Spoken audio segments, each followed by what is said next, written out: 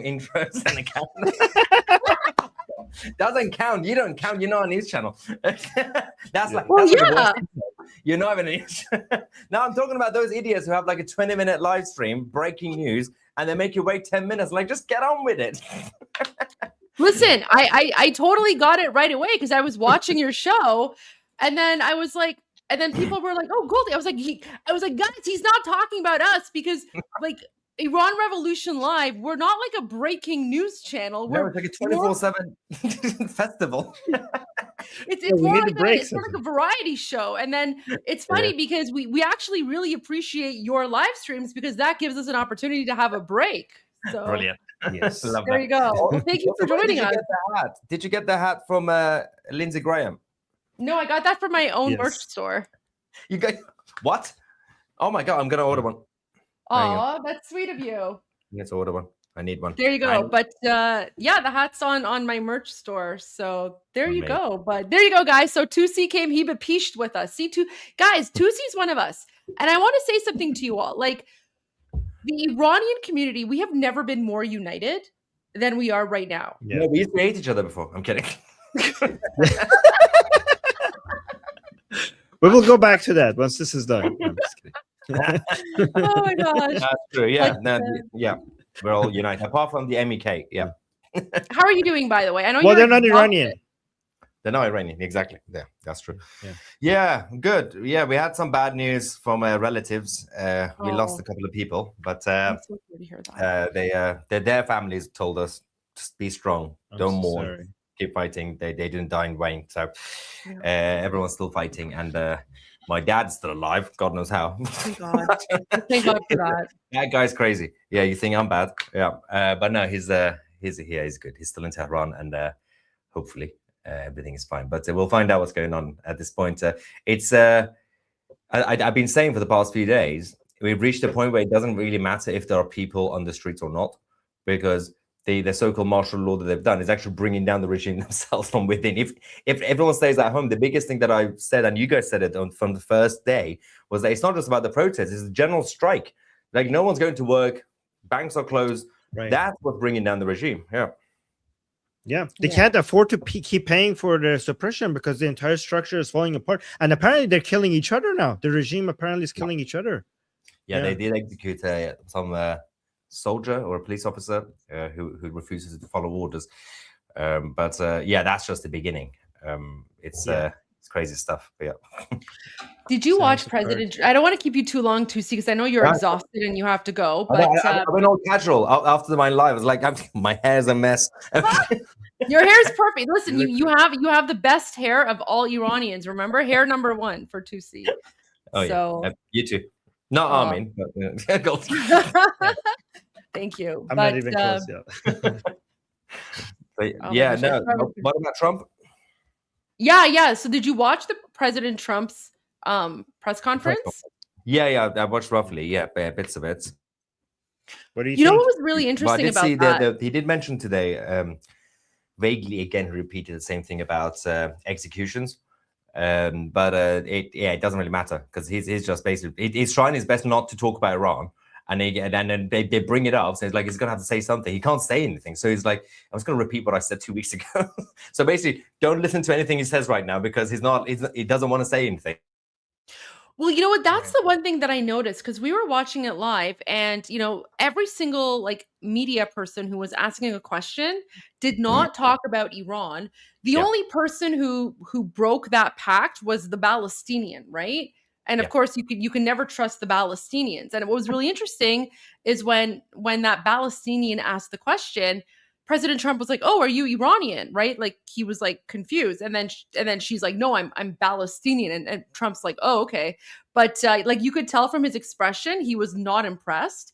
And then what happened in my live stream is everyone was freaking out, and I was like, "Guys, don't freak out." I used to be a politician. I'm telling you guys right now, if media is not asking about Iran, that's because it's a media blackout and they were expressly told, don't ask about this topic. The Palestinian journalist basically broke that pact, and I guarantee you she's going to lose her press pass. Yeah, it's absolutely spot on, because obviously you've been in on the Canadian part, and I used to work in Parliament in the UK, and these are just basic things when it comes to politicians and or the political structure. You do have a relationship with the media. You're like, well, right now, today, don't say this. Like, we'll give you something else. We'll give you another story, or we'll come back to it. And usually people behave. So that means this person might not be invited to the White House again, by the way. So they might lose their privilege. But I was saying to friends and families that the last couple of days, whenever we went through the period last few days where Trump is not saying anything, like, that's good. That's a good thing. That's a good sign.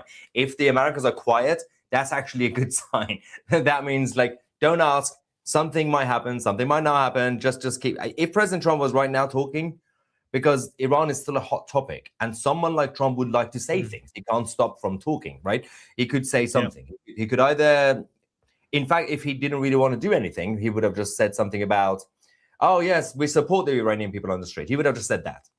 Or regime is terrible. That would have been worrying. That means that, oh, he's just supporting. Like Obama. Obama said that in 2009. Yeah, we support the Iranian people while doing something else. Or he could have come out and say, oh, we need to talk to the leaders of the Islamic Republic, and that would have been worrying as well. But he's just not saying anything. So every day I wake up like, okay, good, nothing today, no statement. That's a good sign. Just keep going, keep going. You think something huge is coming? You think something really big is coming? Is that again? I don't want to like predict it, because it would sound like I'm saying. People always say, well, you said it was going to happen. What happened? Well, it's not my fault. Right? Yeah, you're right. Everything indicates at this point, because at this one, I did say tonight, it's not really a surprise attack, because they're literally telling the world we were going there. But because they made it quite obvious, especially with USS Abraham Lincoln, is huge. Unless there is, I don't think there's going to be a random U-turn, like changing their mind. Unless they have. So one option is, yes, they're going to get everything ready, and they're going to say, guys, 10 minutes from now we're going in. Or he might try to do a Trump, which is everyone's there outside Iran.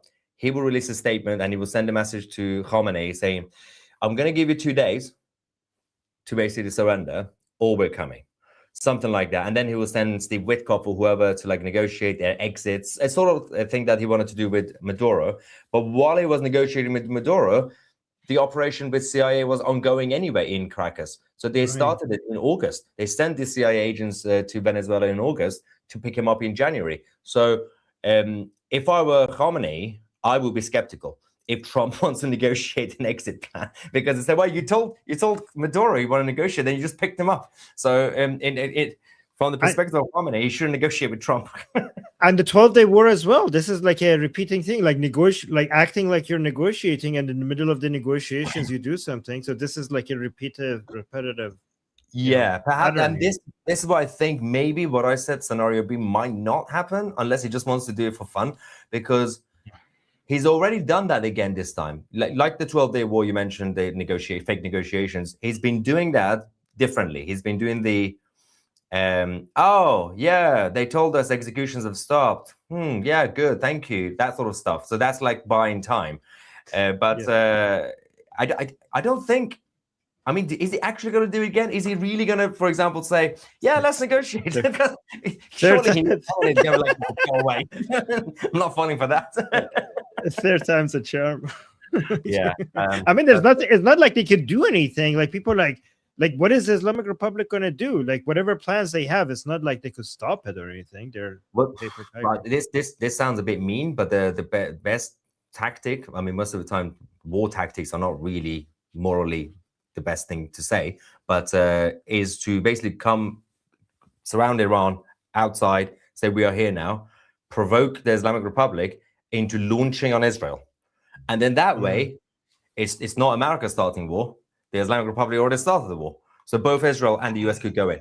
So if they could provoke Khamenei into like going nuclear, not metaphorically nuclear, obviously, then that they could sell it to the international community easier. I don't know if they can do that.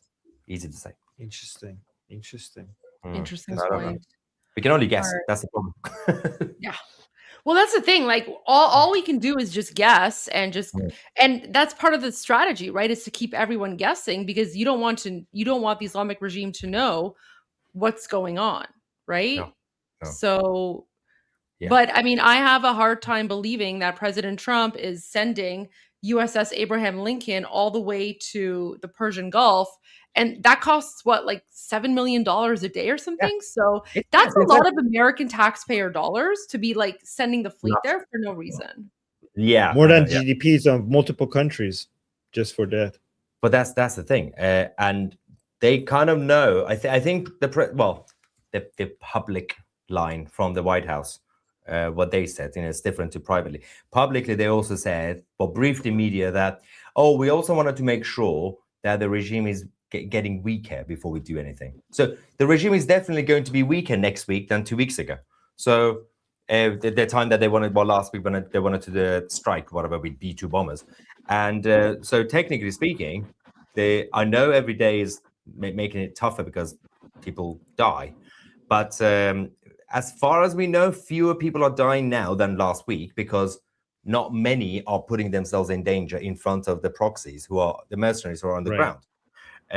But there are still people in prison who are being tortured. So it is bad to say that, let's just wait another few days. But it is helping. If you want the end goal, the regime has to get weaker.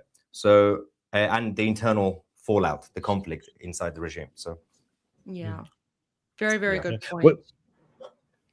And you're hearing as well, we're getting a lot of messages from inside Iran that just because we're home now, that doesn't mean that the civil revolution has stopped. Everybody is ready to get back into the streets the moment the king gives a command, and the moment the time is ready. Everybody is on the same page.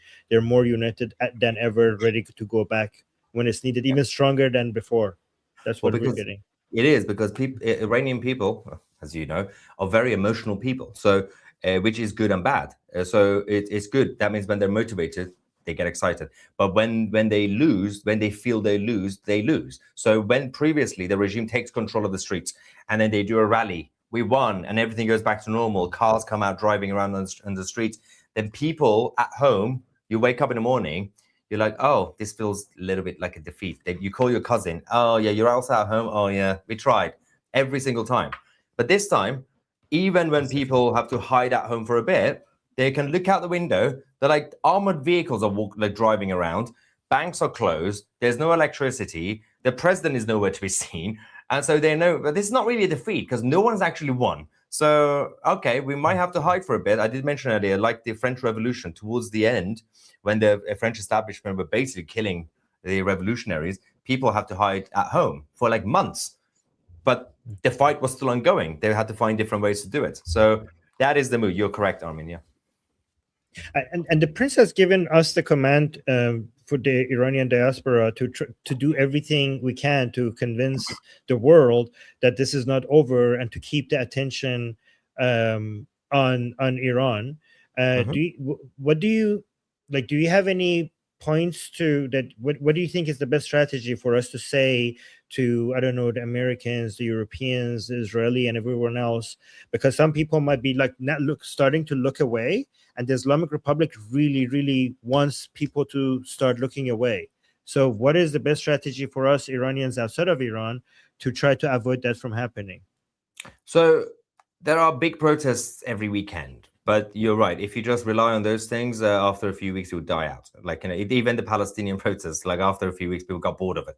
And so, but it's about keeping it, again, Goldie would know as a former politician, it's about the media tactics and strategy as a political movement, that you have to find ways every few days to keep it in the media. So whether it's, for example, getting a top politician from Canada or the UK to say something interesting, even if just one, like today I showed the European Parliament, a couple of people, that kind of gets the headlines. A couple of stories, I don't know, for example, if someone just escaped Iran, if we give it to some big media channel or like a opposition leader somewhere to like interview them. These are like big stories. You just keep it in the media. That's the best way. But you're right. If you just keep protesting, people just get bored. You're just protesting. But the protest right now is still peak because the numbers are huge in Toronto, in Vancouver, in London. They're crazy numbers. I don't know what's going on. So they are helping. They are in the media. But the news that comes from Iran is our job. You guys are my job to there's every day there's always like a 2 or 3 big stories coming out of Iran, right? Like whether it's a defection, whether it's the regime killing themselves or whatever happens, and we have to make sure that somebody picks it up, whether it's one of the media channels. I know it's unlikely CBC or BBC or one of these guys do it, or a politician would do it, pick it up, tweet about it. Like Lindsey Graham, despite everything else, he's actually great on this issue. So if he finds something, he would tweet it. It would help if we have these figures, whether they're American or Canadian or Israeli or British, to keep pushing. Just remind, and I think to add one more thing is, because the massacre has been so bad, it's almost impossible for them to like lose focus. But after a few weeks, yeah, if nothing happens, yeah, it will die out and it'll be very difficult to bring back the attention. But right now, a lot of people feel guilty. Even like European liberal leaders feel a little bit guilty. They're like, yeah, we're gonna have to say something. Yeah, I think, well, I mean, the massacre it's the worst since the Islamic regime took over in 1979. Like they're literally going scorched earth. And, what we're hearing from people on the inside is that the numbers that they're saying, it's not even comparable to what it actually is. And, the challenge here is that because the regime still has the country in an internet blackout, right? So they're banking on the fact that Iranians in occupied Iran can't communicate with the outside world to make it seem as if like the silence means nothing's going on. And in this day and age with like, media technology and, people wanting like videos and like that dopamine hit or whatever, when people don't see new videos coming out, they just assume nothing's going on. But whereas for us as Iranians, we know that because the internet's shut down, that actually means there's a lot of horrifying things going on that we're not hearing about. So that silence is actually much scarier than nothing coming out. It is, but also, again, we don't want to be the guys who sit here and tell people in Iran to like do crazy things. Like, oh yeah, I'm sitting here, but go kill yourself. Like, no, but we can only hope, because they are saying, you guys, I think, showed that video yesterday as well. The guy from Iran who obviously covered his face from the immortal guard. They are saying they are doing things. The videos are not coming out, but they are doing things. It does help, because let's not forget, during the French Revolution or in the 70s with Khomeini, all he had was cassette tapes. He was sending cassette tapes to Iran, a few of them, not even like millions. People will listen to it, then they will share it with the others, word of mouth. So we are getting a little bit lazy here. Like, oh, internet's down, what do we do? Like, the Crown Prince would say something. Some people will have access to Iran International, for example. They will automatically broadcast it anyway. And then it's their job to do word of mouth. Everybody talk to each other. Just go, like, knock on the door of your neighbors. And I think they are doing, because the messages we're getting is that they know what's going on outside. They knew there were protests in Canada. How do they know about that? So we can only hope. But the internet shutdown doesn't work. We actually had someone join us earlier today. He was here with us for like 5 hours. He's from the Immortal Guard, and he was giving us all this. That's crazy. He was here. That's brilliant. He was here. He confirmed that, he's using Starlink from Elon Musk to join. But he just sent me this, Mahir. He just sent me this from Tehran. Look at this. Oh, wait. Wrong video. Wait, let me add this. Oh, yeah. What's that? Is that now? That's right now in Tehran. That looks, I love it. That looks like nuclear, but it's not. So apparently there's a major unknown explosion in Tehran. He just sent this to me. Yeah, a lot of gas explosions, right? Gas leaks. Yeah, gas leaks. So so things are happening. We just don't know what. No, and I think they people on the ground would know, because that neighborhood would hear the bang. They'll tell the other people. They'll people are aware. I was talking to my dad a few days ago, last time, for a few minutes, and he doesn't have access to anything right now. And somehow he knew. I don't know how they know. He knew things from Mashhad. I was like, how is that even possible? Because they got nothing to do right now. If they leave the house to go to find a shop that is open somehow, they just talk to each other. They're like, oh, so what have you heard from other cities? Like, that's all they have to talk about, because nobody has any work, nobody has any business. It's dark. We can't imagine how it feels to be in the middle of all that chaos, but it's also, in a weird way for them, exciting, because this is the closest they've gotten. So they're like, I know this is painful. It's like going through dentists, and they're like, it's painful, but I know it's almost finished. It's like they know that this is coming to an end. Again, hopefully. And I think, Mahir, you also broke the news that the USS Abraham Lincoln has gone dark. Yes, yeah. So that's people were saying, what is the point? It's a huge thing, but it is still important because it's to send a message that we are serious. Well, it's a huge thing, but it's also the sea, like the ocean is really big. It's actually very small compared, like it's not, Exactly. when they go dark, they actually do become hard to find. And they don't have to go like stand right next to Bandar Abbas or Dubai. Like they could still be away. Yeah, they're gonna be in Oman Sea. They're not gonna. A lot of people say they're not gonna enter the Persian Gulf. They're gonna be like far away. Yeah, they'll be near Pakistan, the other side. Yeah. So the other side, like probably closer to India, actually.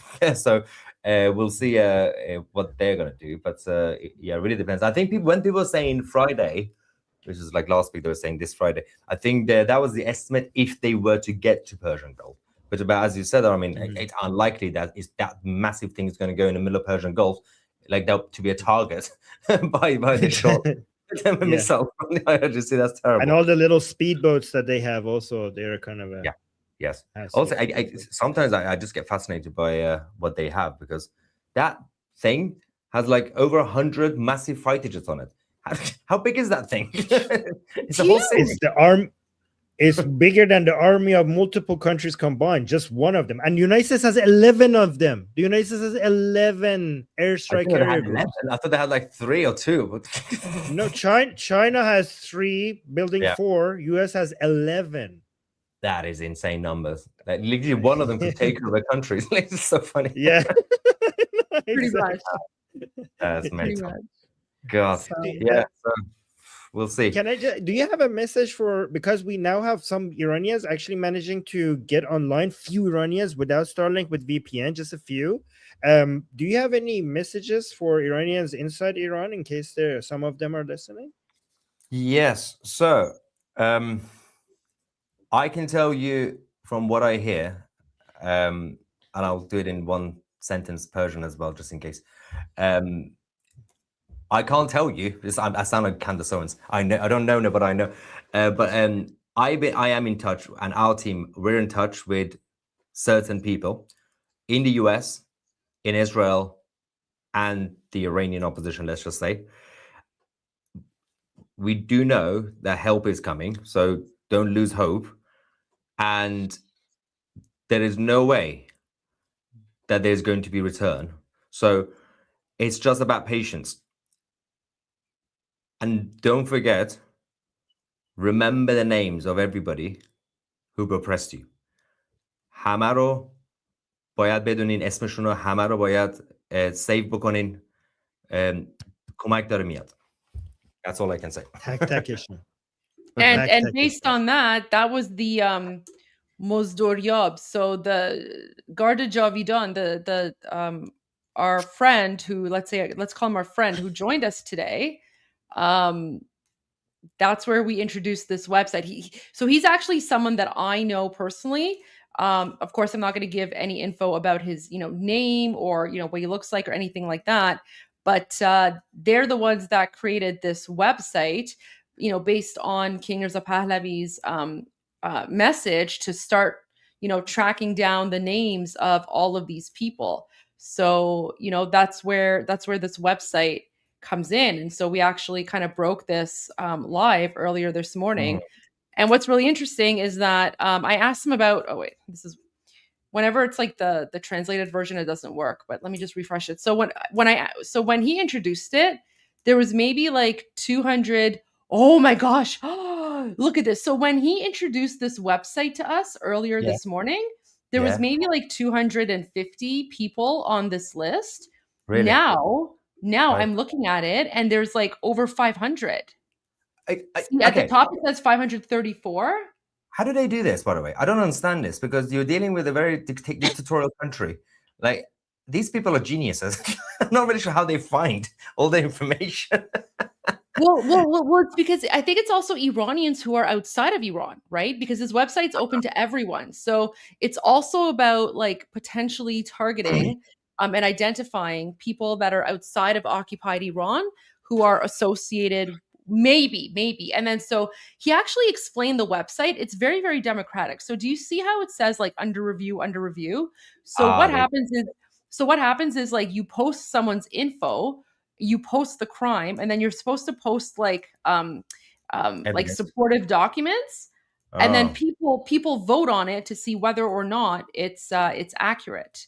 Am I on it? So well, I don't think so. I mean, we can check, but I Goldie checked. checked. The first thing Goldie checked was if I was on it, which I was like, oh, Armin just yeah, but what? Like what? But this Why? is Okay. the most powerful thing, by the way, because in any war, it's also the war of propaganda, and propaganda is very important. So the other side, the Islamic Republic, wins usually because they shut things down and they tell the world and their people, hey, we won, look at the rally, and you guys, they do fake confessions. They bring them on Iranian state TV, they do the fake confessions, they send them to jail, they execute them.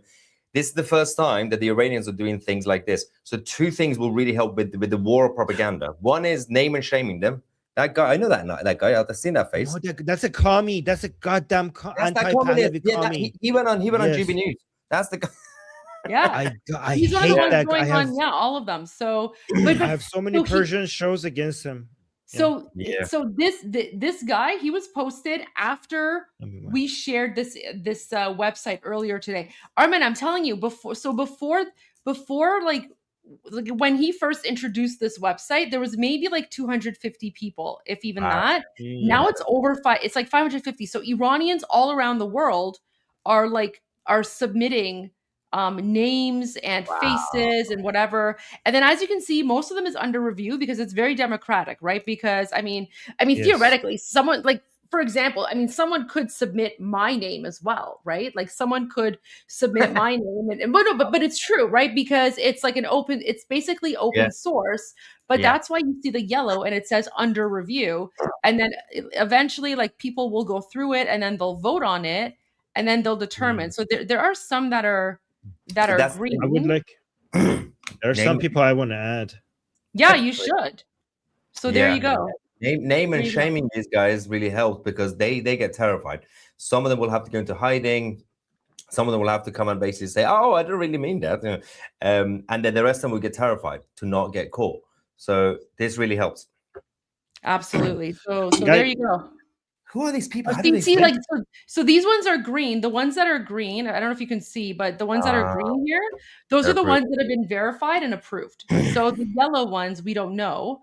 Like the yellow ones are under review, but like this one, for example, Hamoun Mohammadi or whatever, like that's green, right? And there's a whole bunch of, Reza Namdari, he's the founder of the Iranian Canadian Congress in Canada. He's been verified. This also shows the creativity and the genius of Iranians. They've been doing these things under occupation. Imagine if Iran is free, what sort of talent? Yeah. Well, I mean, you don't need to imagine. Just look at Iranian Americans. They're like in the tech sector and all in the scientific community. Look at the contributions. That's true. And you know what? This also aligns with what President Trump said in his Truth Social post a few days ago, where he said to Iranians, he said, write down the names of everyone, document who they are, right? Mm-hmm. So it kind of lines up with that as well. So that's crazy. Can somebody add Wafa, Skeptic, and Omid Dana to this list? If any Iranians are here, please add them. Thank you. Yeah, if they're not added, then that's brilliant. There you go. Wow. Yeah. Is Mariam Rajavi there? She'll probably get there soon enough. Brilliant. Someone should add Ali Khamenei and then add the coordinates to his bunker. That's where he is. Doxing. We're gonna get removed for doxing. So good. Yeah, also, but you know what? We're doxing Nazis, so it's all good. Yeah. Just one tiny thing Nazis, so it's all before good. I go. Yeah. They are saying potentially something by Friday or from Friday onwards, right? Every Friday, they do bring out Khamenei from his bunker for 10 minutes to come out, make his speech, and then go out again. If he doesn't turn up, that means they know something is about to happen. So we'll see. We'll see if he actually comes out in public on Friday for the Friday prayers. Anyway, I'm going to go to bed. It's been a long day. Thank you, Tusi, for coming here. Always appreciate you. Keep up the good work. دمت گرم. درود به شرفت. درود به شرفت. درود به شرفت. There we go. Isn't he fantastic? Tusi's great. He's the best. He's the He best. is the best. So yeah, this is a list of all, like, every single person who might be affiliated with the Islamic regime, right? So there's a lot of them, and this list is growing. So when we broke this news earlier today on Iran Revolution Live, there was only about like 250 people. Right now it's 534. If I refresh it, yeah, now it's 536. So 2 new people were added, right? So Iranians, like, this website is spreading like wildfire, and everyone is like adding people that they think. I already put the link in the chat. So there you go. So that's, one of the big breaking news here. So Goldie, can I share 2 things? yeah, go for it. I'm done. All right, so okay, let me remove this for a second. First of all, there's this one video that I've been since morning. I've been waiting to find a chance to share this. This is just shows one of the regime forces using you're not going to see anything gruesome, but you're going to see using a machete to attack people, just for you to see their crimes. So this one.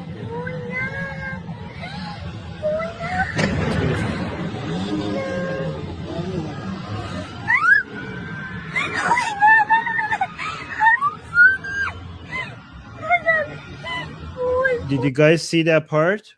You see the machete?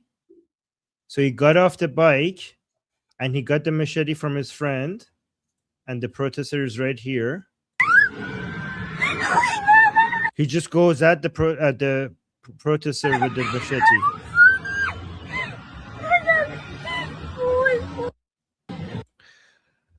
So that, and then another video I wanted to share. This is a university student, and this is an earlier video of her just showing something that she's doing. I don't know, like her homework or a report that she's doing, right? So she's just showing this. So you can see how cute she is and how happy she is.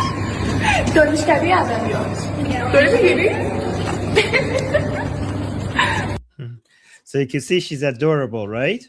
So she was murdered. She's now gone. They took her away from us. Sometimes I just want to give examples of some of the people that we just lost in this war. So those are just the 2 things I wanted to share with you guys. It's so sad. Yeah. It's devastating. So many young lives lost. But we have to be strong.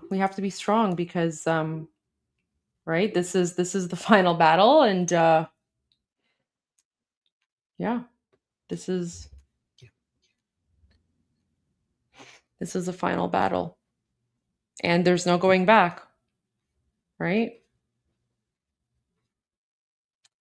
I got news. This might be interesting to you. Wait, where is it?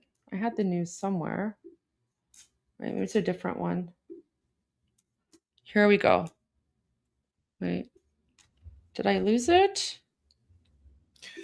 I have something that I'm not going to share. I'm going to send it to you, Goldie, just for your eyes only. Just be careful not to share this on stream. No, I won't. But look at this. So this was news from earlier today. I couldn't share it because, of course, I don't want to interrupt Potipto. But apparently, Iran International posted 5 hours ago, Iran Interior Ministry official defects, urges Trump to intervene. Yep. So a serving official, because some people were saying that it was like Iran's interior minister defected. No, it wasn't the interior minister. It was an official at the Interior Ministry has defected from his post and joined the protests, urging U.S. President Donald Trump to intervene against the Islamic Republic. He said in a message to Iran International. The official said in an audio message recorded on Sunday that he stayed away from work after a call by exiled Crown Prince Reza Pahlavi. Iran International is withholding the official's identity for security reasons.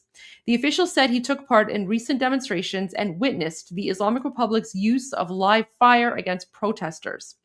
He said protesters were facing armed forces with no means to defend themselves.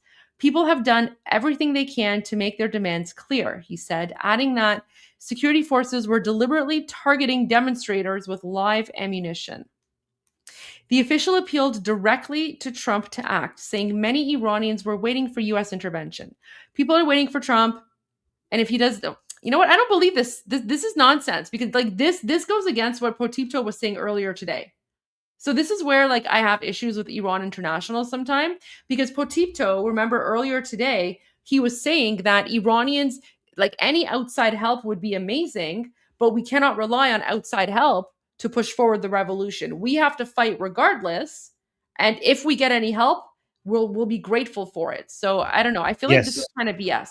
This is like no, that's right. What you're saying is completely what you're saying is should be the message. That's what we should be focusing on. And guys, this is why like I don't like Iran International, because Iran International, they will spread propaganda, but they kind of mix it in there in between like news. So I mean, someone could have very well defected, but this line here, to me, this looks like Islamic regime psyop, right? Like this could be like they're trying to like make Iranians feel like discouraged, right? Discouraged. Because Potipto said earlier today, he said, we're grateful for any outside intervention we get, but we can't rely on that because the revolution is up to us. Like we have to free ourselves. So there you go. So there's an example of how you can't always trust the news, right? That's so frustrating. So frustrating how like our news is so messed up that we have to like always be on guard because they're always trying to like. Regardless of what's happening, even our messaging should be that you need to focus on what you can do. Yeah. What Trump is going to do, what anyone else is going to do is outside of your control. So the messaging should be what's in your control. And what's in your control is that you fight. I mean, and that's not what we're saying, because Goldie and I are not in a position to tell what Iranian people what to do. We're just, but you know who is? Prince Reza Pahlavi is, and me and Goldie and I are just, all we do is we try to be in line with what our king has commanded us and just amplify his voice as much as we can. That's what we're doing. We're not deciding what the Iranian people should do. The Iranian people have already chosen their leader, and we're just in line with the command of our leader. Absolutely. Armin, I sent you, this is a new Manoto video. Did you want to put it up on your screen so that you can share this? This one's also, like, this one's pretty horrific, but I think it's important for people to know what's going on. Okay, so let me just do a 20-second washroom break. I'll be right back, because I think this is I have to go through this. But look at the video that I just sent you. Well, I'll in 20 seconds. I'll be Take your time. Take your time. Let me see what video you sent me.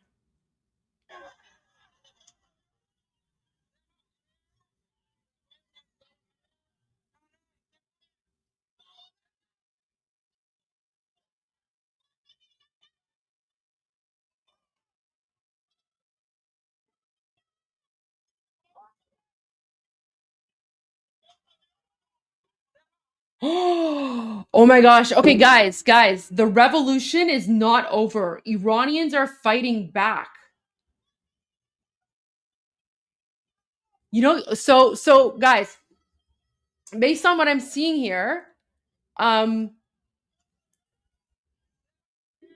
interesting. They only posted it in English, not on, see, so that's how you can tell it's propaganda, because they posted it in English, not in Persian, because if they posted it on their Persian channel, Iranians would call them out, right? Oh my gosh, Armin, this video. So guys, this video that Armin sent me, this literally proves that the mass slaughter, okay? So the mass slaughter of Iranians, that hasn't discouraged Iranians. Exactly like what Potipto was saying. They're even more angry. Like Iranians are out for blood. خشتکشو کشتم پایین.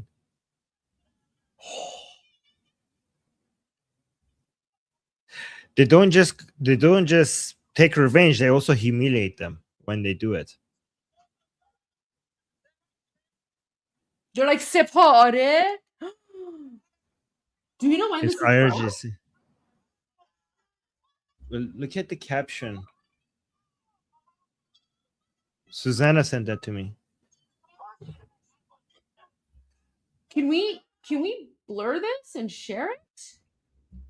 I don't think so, because it's like really extreme, and what they're doing is basically not even. I mean, you could share it on X. Oh, guys, follow Goldie. Could share it on X. Follow her on X. She will share it there. Would you share it there? Yeah. Okay. YouTube is not going to be No, there's like. there's no way I can. There's There's no way you could share that, like, even with blurring. So guys, make sure you follow Goldie on X. She will Okay, share let it me there. download that. Okay, so while you bring up the Manoto video file, okay, I'll download it, I'll put it on my X, and then I'll share the link in the live stream. Yeah. Oh my god. دلم خنک شد. دلم خنک. درود به شرفشون. دلم خنک شد. دیدم. I knew you would appreciate that. دلم That's why. خنک شد یه کمی. یه کمی here. یه کمی فقط. More to come. Way more to come. Oh, guys, I'm telling you, listen. So this is what I mean when I say Iranians are like the bravest people ever. So despite the fact that we have been mass slaughtered, if anything, that's made us even more angry, and it's made us even more like out for, victory, right? So this is what we mean when we say we are going to get revenge for the blood of every single innocent Iranian that was spilled by these Muslim savages. Oh my gosh. Wow. I'm surprised it's on Instagram. Download the video before they remove it, because this is not going to last. Yeah, this is not going to last on Instagram, is it? No. It'll last on X, but not on Instagram. Yeah, this whole account on Instagram is going to be removed just for posting this.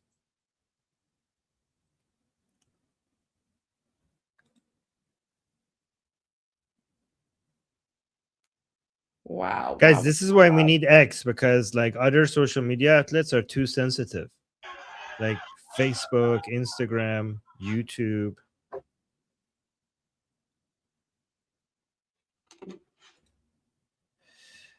All right. So should I go through this? Yes, please. All right. So guys, this is what Goldie sent me.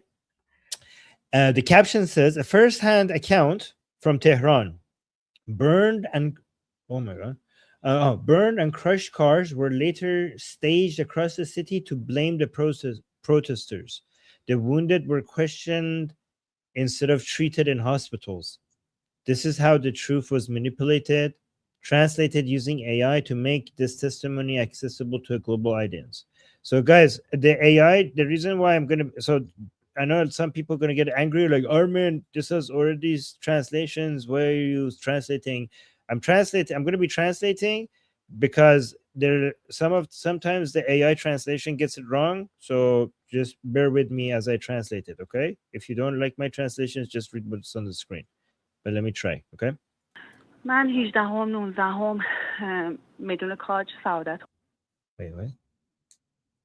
من 18 میدون کاج سعادت. So she's saying that she was on Kaj Square, which is Pine Square, on 18 and 19, which is on, I think that's January 8th and January 9th. I think those are the Gregorian calendar. She was in Pine Square اونجا بودم. in Saudat Abad.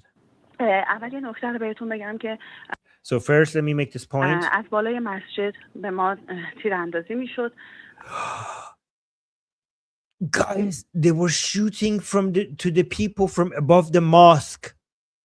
Do you see now? That's why they're burning the mosques down, because the mosques are hubs of terrorism. Yeah. Do you see now when people call Goldie terrorist because she was happy that the mosque being burned down? The reason why Goldie and I were celebrating that was because the mosque are terrorist centers. They're shooting people from the mosque, from inside the mosque at people. This is why people are burning down the mosque. Okay, so from above the mosque, they were shooting at us. That's what she's saying. And that's why they broke the windows of the mosque داخل مسجد وارد شدن and people entered the طوری mosque. که خودشون برای که مردم خارج بکنن از And they used tear gas so that they could make the people leave, خودشون برای که مردم خارج بکنن to get از the people out. گاز اشک‌آور خیلی استفاده کردن و داخل They used a lot of tear خود gas محوطه مسجد مینداختن. and they were throwing them right in the mosque area, right inside the mosque area. اون شب 2 ماشین اونجا سوخته شد، یه ون.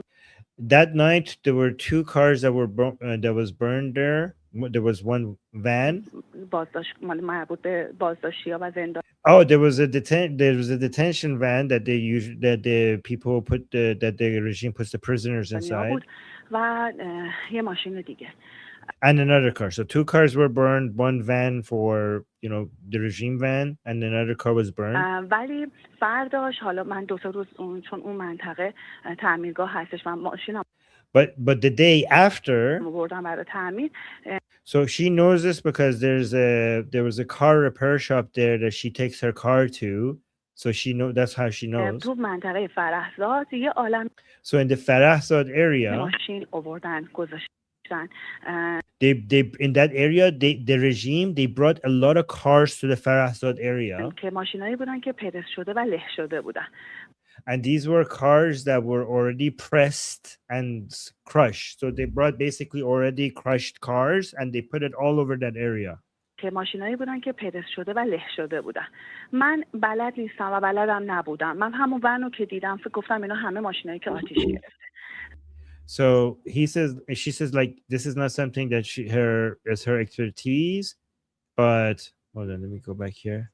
و بلدم نبودم. من همون ونو که دیدم فکر گفتم So when I saw that van, اینا همه ماشینایی که آتیش گرفته. these are all the cars that were burned. زمانی که تعمیرگاه رفتم مامورای But when I went to that repair shop, شهرداری اونجا حضور داشتن و مامورای there were agents from the city hall that were municipal officers that were basically there. شهرداری داشتن میگفتن که بهشون گفتن برید ماشینای اسقاطی و پرسی رو برداریم بیاریم با ماشینای سوخته تو سطح شهر کنار خیابون بذارین که برای عموم اونایی که حالا شعورشون. So she's saying that the government agents, the municipal officers, they themselves said that they were told to go bring burned cars and already smashed cars and put them around the city so that ordinary people would think.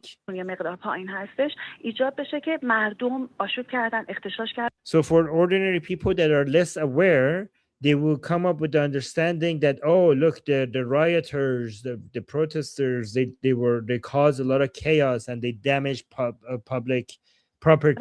وسایل عمومی آسیب زدن. این یکی از نیرنگ‌های جمهوری اسلامی.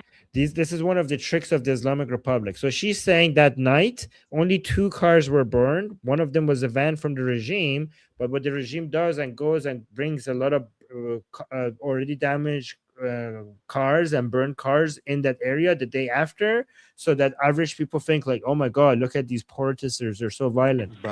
این از اون. So this is one point. من روی اعتراضات بازار هم رفتیم.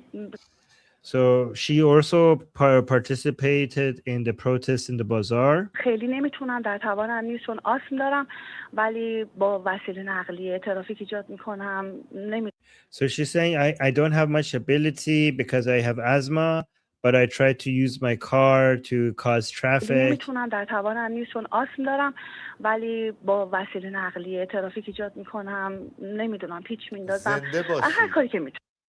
So she says like I'm trying to also help within my own capacities. Like she's saying I have asthma, so she's limited in what she can do, but she tries to help in her own way. هر کاری که میتونم. So she says I just do whatever I can. And the man is saying you're great. You're good job. You're doing great. So he's encouraging her. Okay, دیگه بگم یک بس. So she's saying one more point I wanted to add. بگم تیر خورده از One of my family members were shot فاصله نزدیک به پای from short distance to his leg. شلیک کردن. میگفت تو همون شبی که تیر خورده مردم خانوما کشیدنش کنار.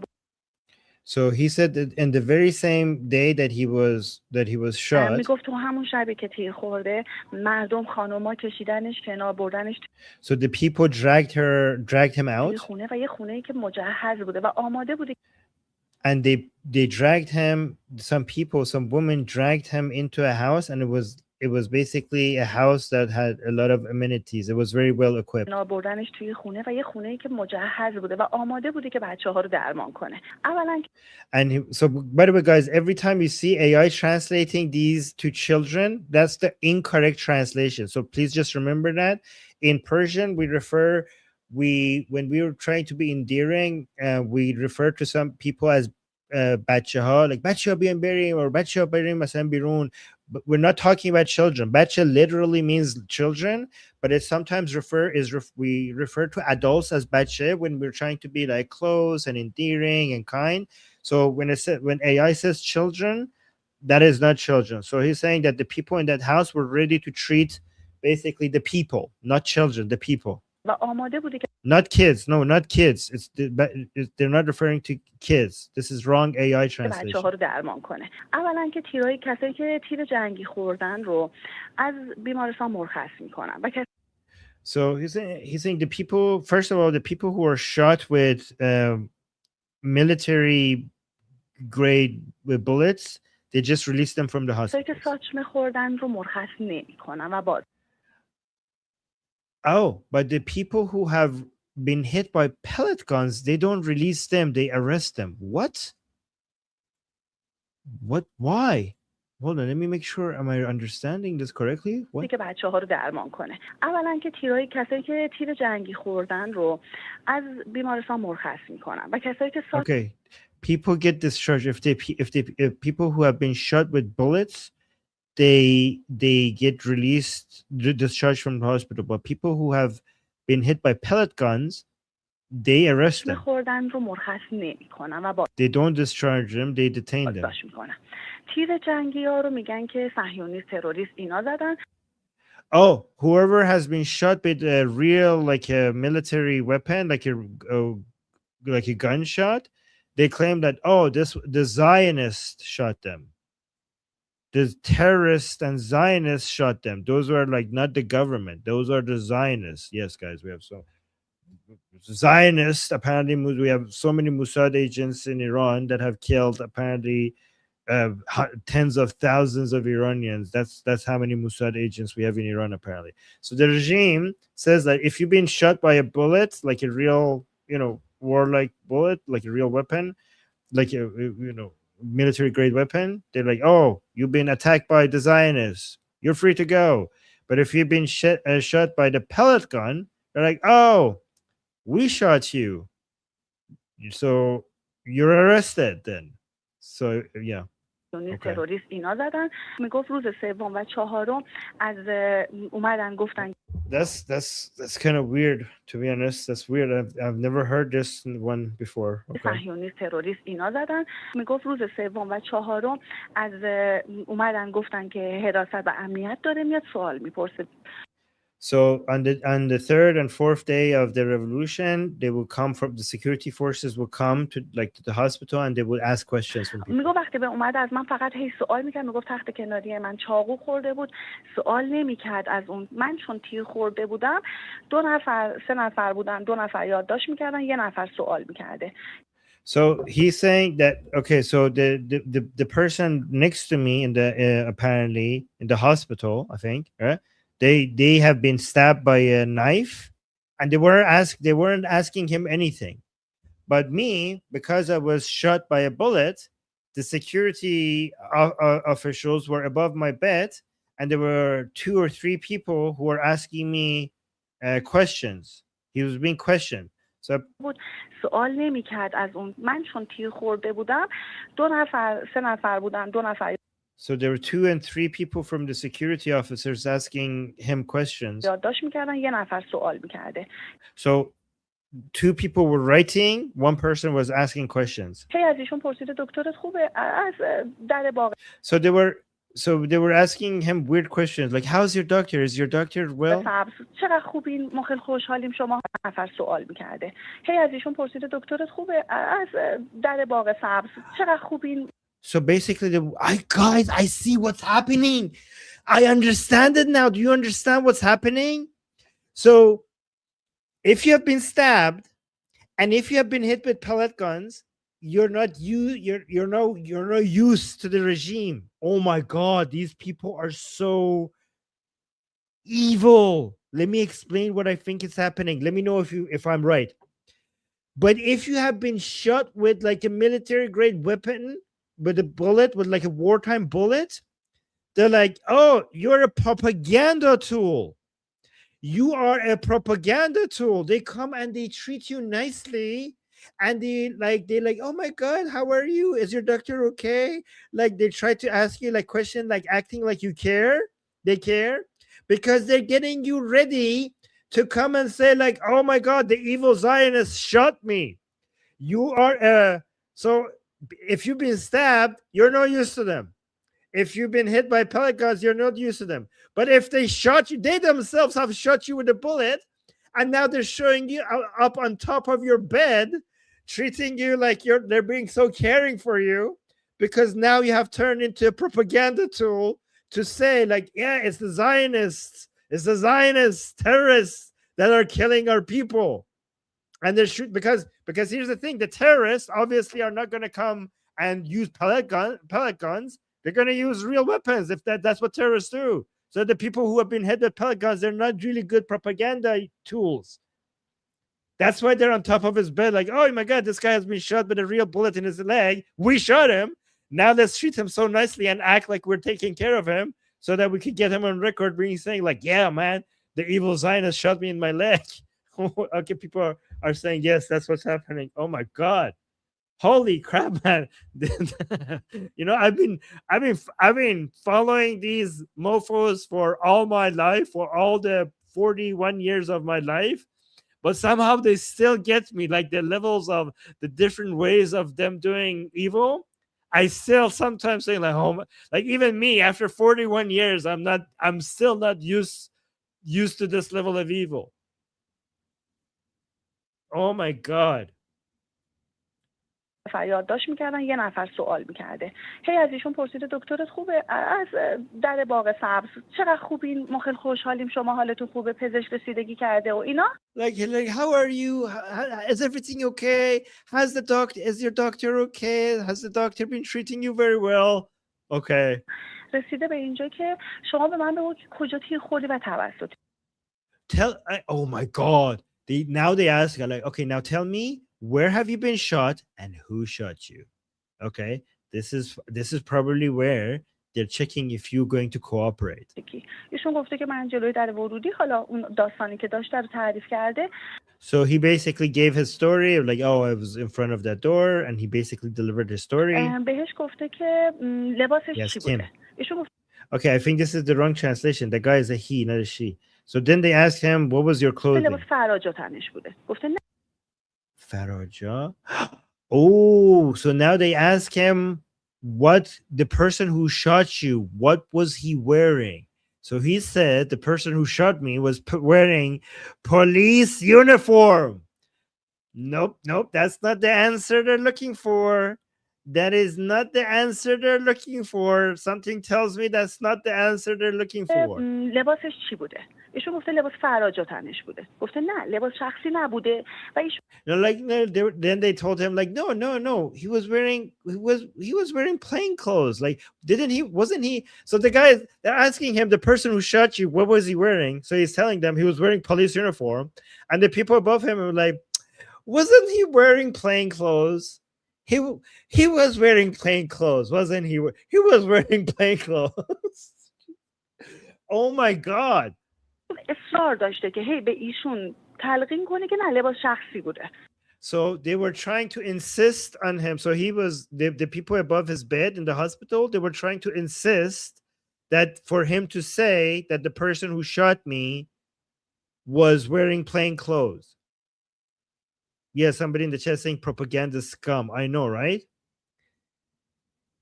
On effing believable. Guys, I'm telling you, after decades of following the Islamic Republic and making shows about them for years, I know some people tell me, some Iranians tell me, like, Armin, why are you shocked? Did you expect anything else? No, but I'm still not used to it. I'm still like, I'm not shocked. I mean, I shouldn't be shocked. This is how they are. But after 41 years of experiencing the Islamic Republic, to this day, I cannot comprehend this level of evil. I cannot comprehend it. You know, Armin, whenever we think that the Islamic regime can't become any more evil, they surprise us. They surprise us, and they go even more brutal. But that's why that video you sent me, oh my gosh, دلم خنک شد. Yeah? دلم خنک شد. یه کمی فقط یه کمی داغ دلیم خنک شد, you know. تا فیلمشو دیدم به خودم گفتم به درک دلم یه کمی خنک شد. I will send. I hope I get to be the one that sends you so much more of those. For those who are wondering, I posted it on my X, so you guys can go see the video on my X. And yeah, so as you can tell, like Iranians, they're not giving up. If anything, because you know, we're Iranian, we are one of the most ancient civilizations on the planet. We have survived a lot. Okay, we have survived a lot. I'm not even going to get into it, but we've survived a lot. And part of the reason that we've survived is because we do not accept defeat. We don't. We recuperate, we fight back. And what's happened right now is that, and Potipto said this earlier today, what's happened right now is that the only thing that this mass slaughter of Iranians by the Muslim savages, the only thing it's accomplished is that it has brought out a rage in Iranians, right? So Iranians are channeling their grief, and instead of like pretending, instead of like being victims and being like, oh, woe is us, we're so sad, whatever. Instead of being victims, Iranians are channeling their inner grief and they're turning it into a rage. So what you are seeing in that video, that's the lion of Persia roaring. Those are the lions. Those are the Persian lions going after their occupiers and their oppressors. And it is righteous rage. And I don't condone violence. I do not condone violence. But given the mass slaughter, I don't even want to say the numbers, by the way. I don't even want to say the numbers. If you think 30,000 is the number, you're mistaken. Because Potipto and I, we had a conversation earlier today before we went live. 30,000 is nothing compared to what it actually is. So there is a righteous rage amongst Iranians, and now they're fighting back, right? Because again, this is resistance. This is resistance against a brutal dictatorship. Self-defense. It's self-defense, right? So you guys can find this is what resistance. This is what resistance actually looks like. What the Palestinian cause is doing is not resistance, it's terrorism. Yeah. If you want to see what actual resistance looks like, look at what the Iranians are doing. Yeah. Stealing babies and strangling babies and raping women and shooting up people at music festivals. That's not resistance. That's terrorism. That's jihad. What Iranians are doing, that's resistance. And I just put the link in the chat again, so you guys can go check it out on X. Because I can't post that anywhere else. I sent you another video, by the way, another Manitou video. Oh, okay. To translate. I got a message from inside Iran. Let me know. Yeah, go for it. Okay, messages from inside. Like that takes preference. So precedence. Oh, really? Okay. Yeah, of course. Oh my gosh. So there's one guy that wants to join tomorrow to talk to us. Yeah. But there's one guy that said that he's not gonna come up because he wants to be safe. So these are the things that he sent me. This is from inside Iran, and he participated in the protests and everything. Okay. He's saying تقریبا تو تمام محله‌های تهران تاکید می‌کنم تو تمام محله‌های تهران تیر جنگی مستقیم شلیک کرد. Like in every neighborhood in Tehran they have been using shooting. همه جا کشته داده. Every place has people have died. میتونم حدس بزنم فقط تو تهران بالای 10,000 نفر. He's saying I could probably guess that in Tehran alone the number of dead is above 10,000 based on what you have seen. اما باورت نمیشه من خیلی جاها تو تهران چرخیدم پنجشنبه تا ساعت 9 شب تقریبا تهران دست مردم بود و همه یک صدا شاهزاده سمیده. Like on Thursday until 9 p.m. all of Tehran has been taken by the people, and everyone everywhere was calling upon Prince Reza Pahlavi with the same voice. And at 9 p.m. they the command to shoot people arrived 9 p.m. on Thursday. البته از سوی نیروی سرکوبم خیلی کشته شده. Oh, he's saying Goldie, this is the part for دلت خنک شدن. He's saying he knows that the suppressing forces, they have lost a lot of people as well. There's a lot of killed from the suppressing for the regime forces. And he's saying قربونت برم. Okay, من دو شب تمام for 2 nights he was always all in the streets. By the way, this guy is a very sophisticated person. I know him personally, and he's like elite, like upper class person. And he was, even him left everything, his life, and he was in the streets for 2 straight nights in a row. This is the part he's saying right now. The society is very, very ready. Even though the chants are coming only from the buildings, from the people's houses, everybody is ready. People are so angry that with the smallest amount of help from outside or anything else, they will come back into the streets.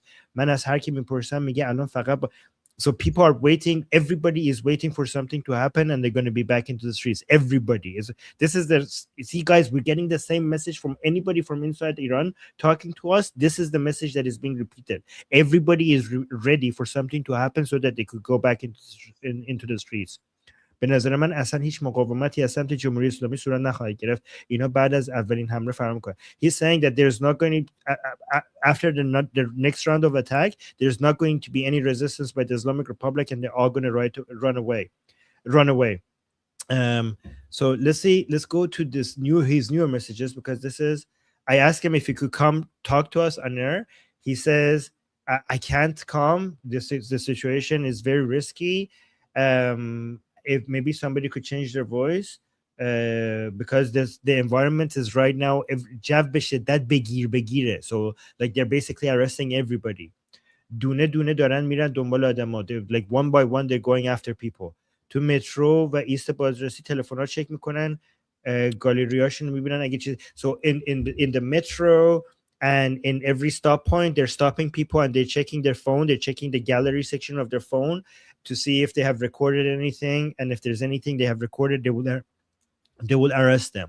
حتی من شنیدم آدم‌ها رو بازرسی بدنی میکنن جای سانچمه تو بدن باشه. So when they stop people in the streets, they're also looking, they investigate their body to see if there's any pellets in their body. So if they have any pellets with pellet guns on their body, they will arrest them. But he's saying, but however, I haven't seen this last one with my own eyes, but this last one, he has heard it. The situation is very, very tense. It's very basically is basically martial law. This level of security measures and martial law in Iran has never been. It basically has never been like this before. Okay, so I can't listen to that.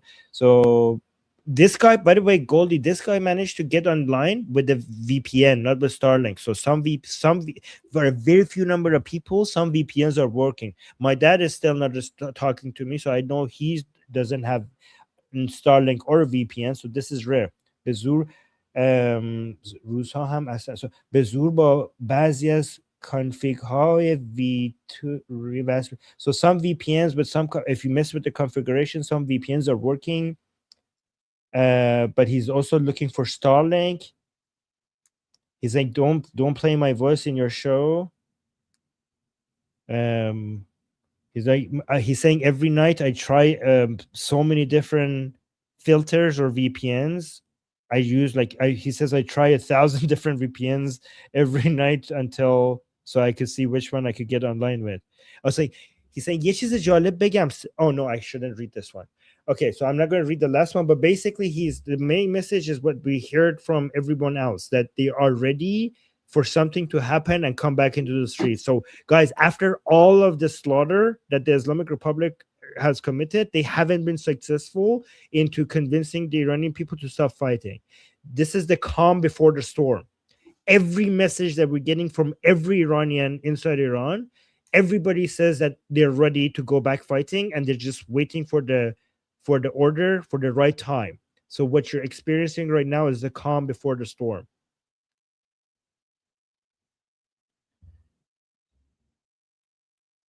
Wow.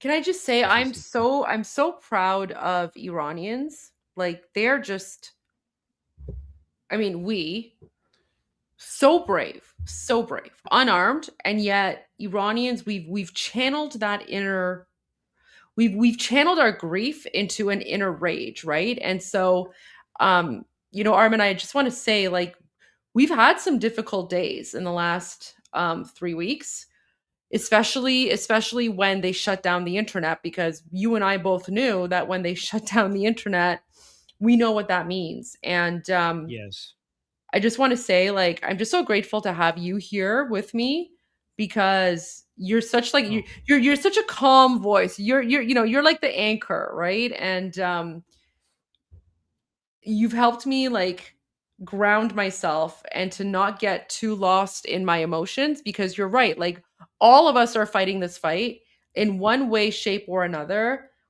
And all of us have never been more united.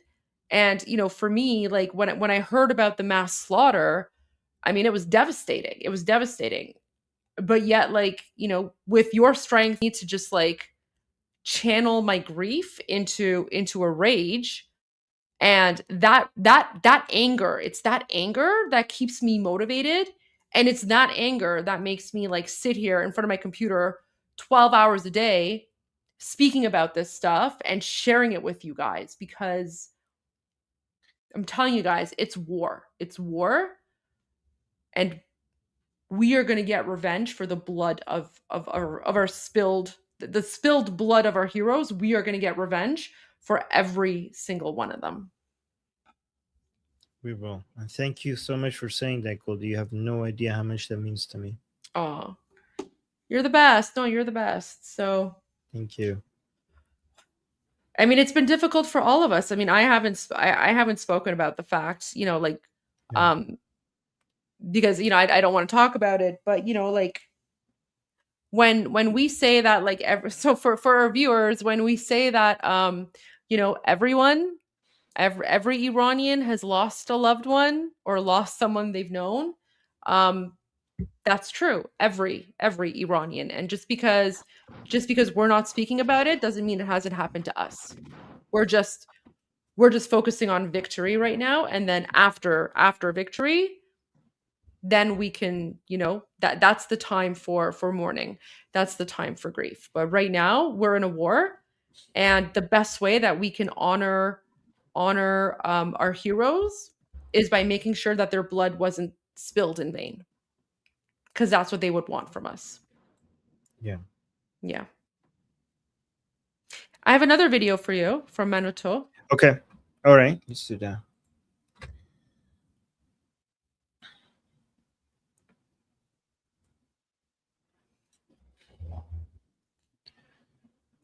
All right. This is the video, or this one. Okay. By the way, these videos that you're sending us, Goldie, they're so eye-opening. So thank you. It's a really good idea to go over these. So it says a witness from Khomeini Shahr. Okay. There's name. So by the way, Khomeini Shahr is named after Khomeini, it's the city of Khomeini. Okay. From Khomeini Shahr, names victims killed by live fire. A man shot in the stomach walked to the hospital on his own. 24 hours later, he was declared dead. His body was returned a week later. No funeral allowed. Families were too afraid to take the wounded to hospitals. Doctors treated people in private homes, risking their lives. People are mourning and waiting. So translated using AI to make this testimony accessible for a global audience. So let's go over this one. And again, for people who are new here, who might be wondering again why I am translating, even though there's English translation here, is because the translation has been made with AI, and they did this. Manitou did this on purpose so that the message gets out there faster. But sometimes the translation is not accurate, so I try to translate and give context so that it makes more sense. Okay, that's the reason. من گفتم که اسمم جهان چون میخواستم اسم 2 نفر از بچه‌هایی که تو خمینی شهر. Okay, again, guys, every time you see kids, it's not kids. These are just people. It's the AI translating it wrong. Okay, so من گفتم که اسمم جهان چون میخواستم اسم 2 نفر از بچه‌هایی که تو خمینی شهر کشته شدن خونشون ریخته شد تا ما. So he gives his name, and he's saying in Khomeini Share he wants to talk about two of the people, the people he knows that their blood was spilled, so that نزدیکتر بشیم به سقوط این حکومت. So he wants to talk about two of the people he knows whose blood were spilled, who died, so that we could get closer, for the sake of getting closer to the toppling of the regime. So he's saying he's admiring him, and he's admiring his analogy. این حکومت مهران جهان بخشی. So the two people he's mentioning is, one of them is Mehran Jahan Bakhshi و محمد رضا صالحی. Muhammad Reza Salehi. روحشون شاد. Yeah. And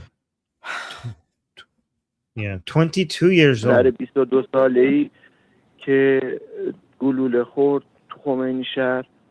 So in Khomeini Share, he was hit by a bullet. و به بیمارستان رسید. اونجا بیمارستان 9 دی.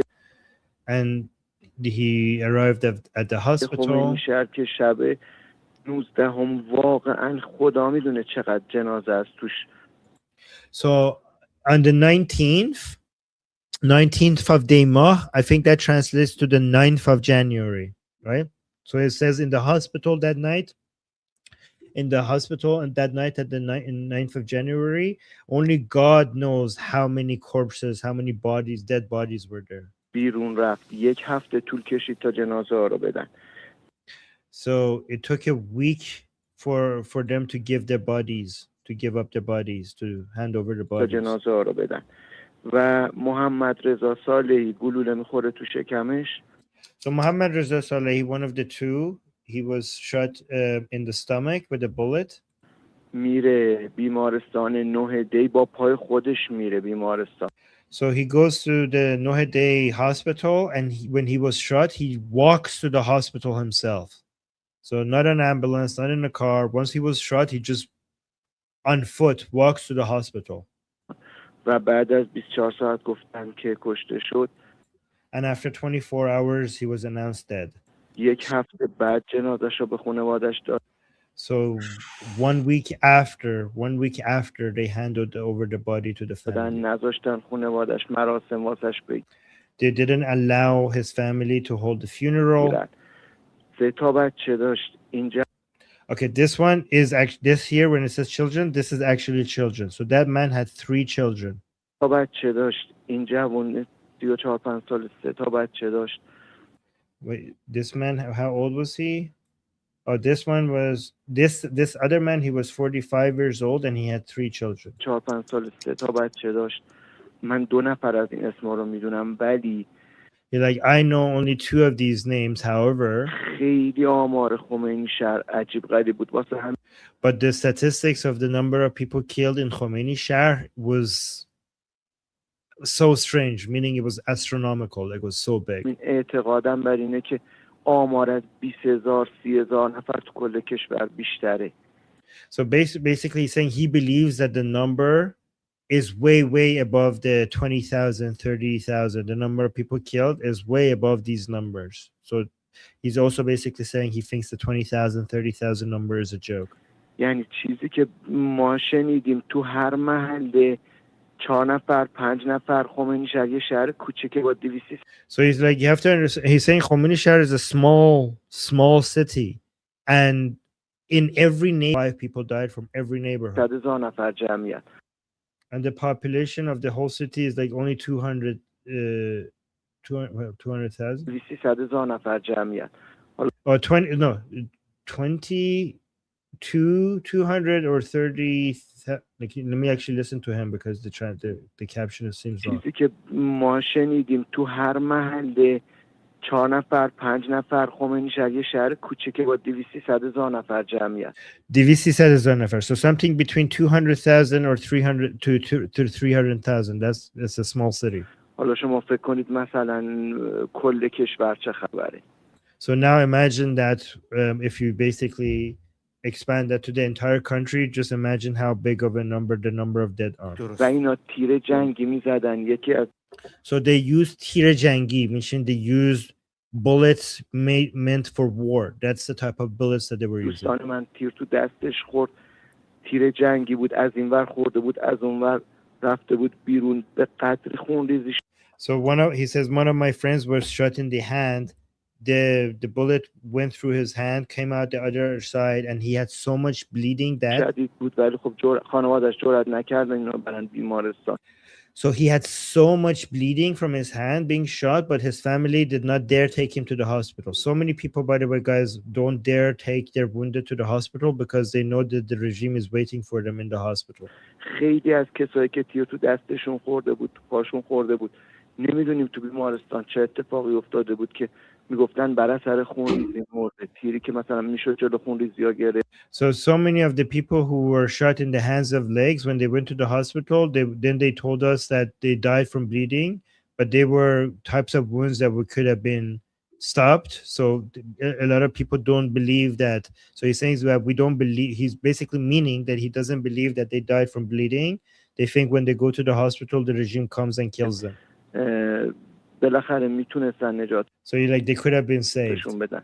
ولی حالا یا آمار کسایی که رفته بودن بیمارستان خیلی زیاد بوده و یا So it's either the statistics of the people who went to the hospital was very high, or که نخواستن کاری کنن. نمیدونم، من البته or maybe they just didn't want to help them. So yeah. احترام میذارم به تمام کادر درمان. So it's like I want to respect the medical staff in the hospital. همین دوستی که من میگم رفت توی.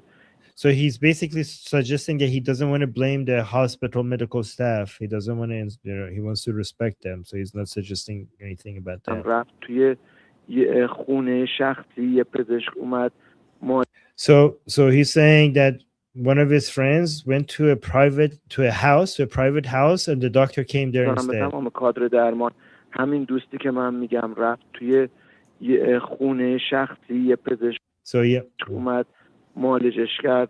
So this is what's happening, guys, because so many Iranians are afraid now to go to the hospital because the regime is waiting for them there. There are some doctors that are visiting people in private homes. So the detective wounded into someone's house and the doctor is visiting them there. بخیه زد نمیدونم. So the doctor came there and they stitched them up. حتی من میدونم که عمل جراحی هم واسه خیلی انجام دادن توی. So he's saying he even knows that they conducted surgery on people in people's homes. پزشکایی بودن که از جونشون گذشتن. So there were doctors that were risking their lives to go into people's homes and to do surgery on people in their homes, and they were risking their lives doing that. واقعا خطر کردن. Yeah, what? که از جونشون گذشتن. واقعا خطر کردن. Like they really, what they did, the doctors did was really dangerous. بله واقعا. ولی So the hosts are congratulating the doctors who were risking their lives for this. من این چند روز با هر کس صحبت میکنم حالش بده. همه عزا دارن. همه. So everyone is mourning. Everybody's منتظرن everybody's waiting for something to happen. اتفاقی بیفته. Yeah, everyone is mourning. Everybody is devastated, and everybody is waiting for something to happen. Guys, it's hell on earth. It's hellish conditions.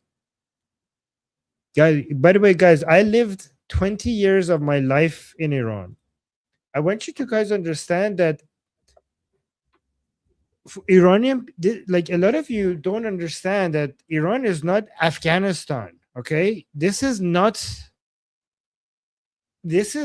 like when we lived in Iran, we lived normal lives.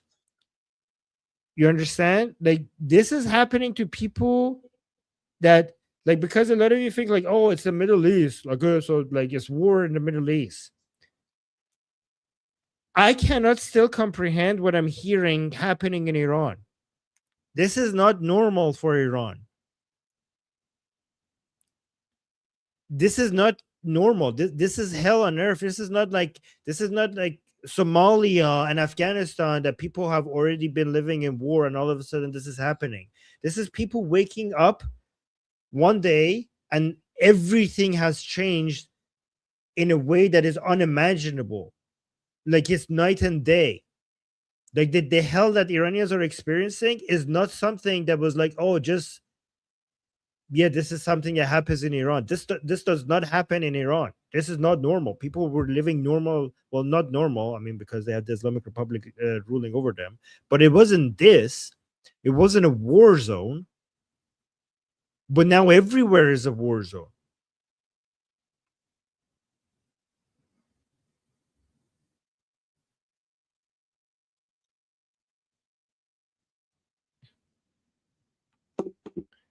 It's crazy. It's crazy, Armin. You know what? This kind of reminds me of, you know, the video that we saw yesterday with the Garda Javidan, and he was like and he was giving a warning, and he was like, you're gonna see some videos coming out that you won't even believe. You won't even believe, right? Let me send it to you. Maybe you can reshare that one, because like that, this is so critical. And actually a lot of people were asking me to retranslate this while Potipto was here. I did, and it was interesting because I shared the video and I translated it, and then Potipto was saying that you know, obviously he doesn't know the person who made the video, but his response to the video was he finds it very interesting how no matter where Iranians are around the country, even though they're not in direct contact with one another, everyone has the same thought and the same opinion. And he said to him, like, that's proof that this is an organic movement, and this is how all Iranians feel. But I have a feeling we're going to see a lot more videos coming out of Iranians, you know, self-defense. Right. This is self-defense against Nazis, basically. Yes, exactly. This is, I don't think anybody, if in occupied France, if somebody took out an SS soldier, I don't think anybody here would be saying like, oh no, this is like violence. What are you doing? Okay. Exactly. Exactly. Yeah. This is Iranians fighting back against Nazis. Yes. And also, guys, when you hear them threatening family members, this is just psychological warfare. Okay. And it's what they have to do to just be able to put fear into the hearts and minds of the enemy. Okay, so just please keep that in mind. And for legal reasons, I'm only translating what's happening here. We're not condoning violence. Goldie and I do not condone violence. And for legal reasons, I have to tell you that we're just telling you the news. This is a message that is coming out of Iran, and we're only translating what this message is. So we're not condoning violence. We're just saying that for protecting our channels. Okay. So let's go through this and listen to this translation of. So let me read the caption. Video message from members of the Immortal Guard or Garda Javidan confronting the more.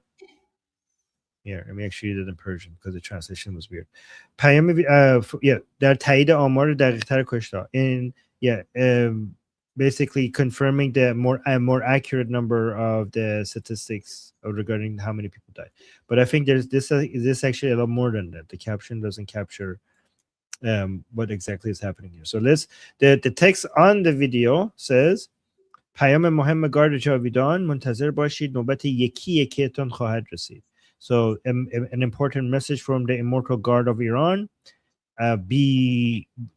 wait for us. It will be the turn of each and every single one of you. All right, so let's push this. So salutations to the dear nation of Iran. So he mentions the group of the name of the group.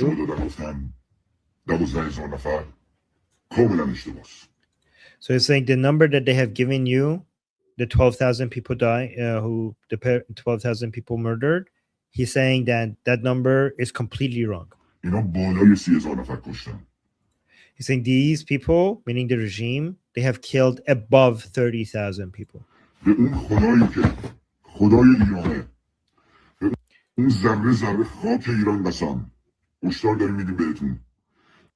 So he's saying, I swear to the God of Iran, and I swear to every single grain of the soil of Iran.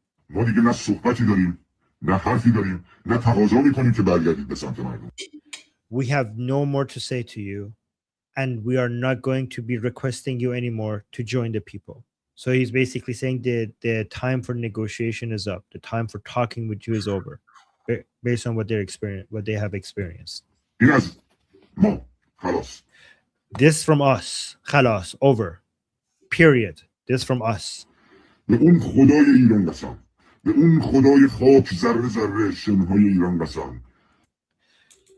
Again, I swear on the God of Iran. I swear on every single grain of the sand in Iran.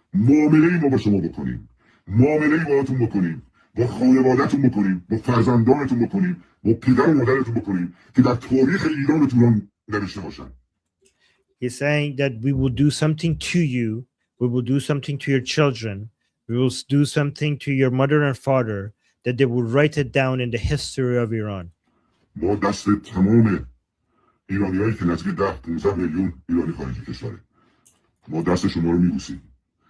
He says, we kiss the hands of all the 10 to 15 million Iranians abroad. You have helped us a lot. You have done a lot of work. We are seeing on social media what is happening. We see all the pictures, we see all the videos, we see all the news. Thank you for what you're doing.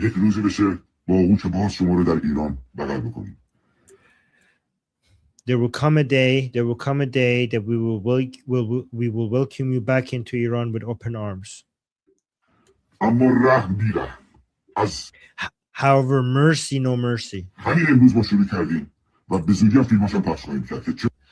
We have started from today, and very soon we will release the videos.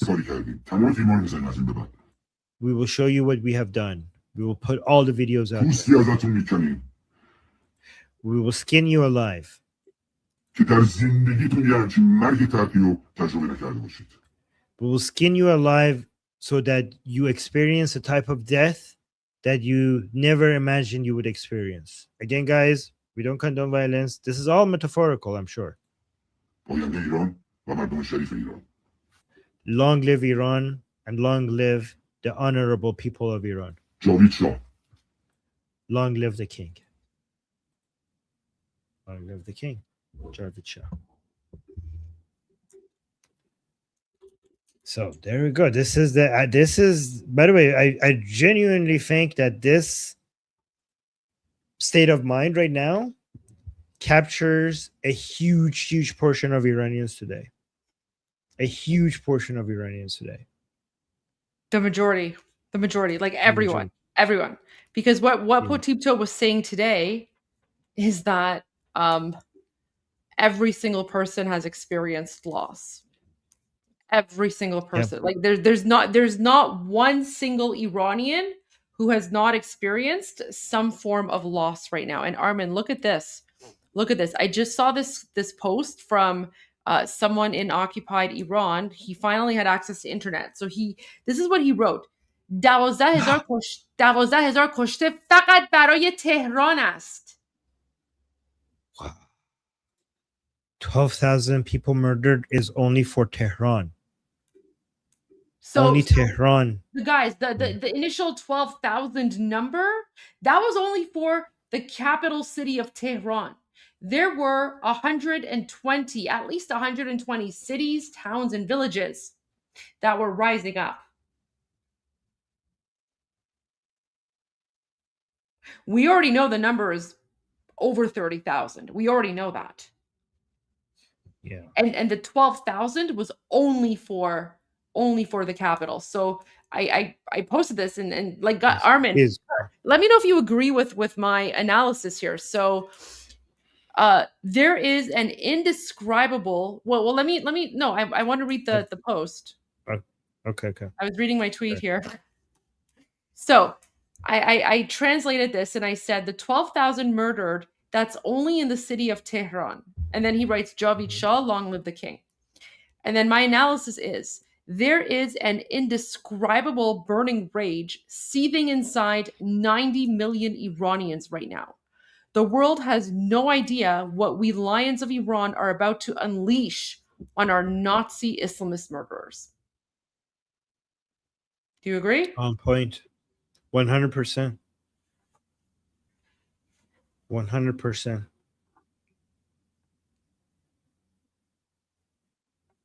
And that goes back to the video that you just shared where he said, we are going to deal with these people in a way that they will never, ever recover. 12,000 only in Tehran. Oh my gosh. This is why, Goldie, I think that they F themselves. Because if the revolution was successful before, without them doing this, a lot of them would have been forgiven. A lot of them would have been forgiven. But I don't think there's any more room for forgiveness after what they have done. Well, you know, that actually goes to King Reza Pahlavi's message, right? So let me pull up his message again, because now that we're getting these numbers, like the way that he's speaking, right? Like he is angry, and he's basically and he's basically saying to Khamenei, he's like this is it. Like we're not going to forgive, we're not going to forget.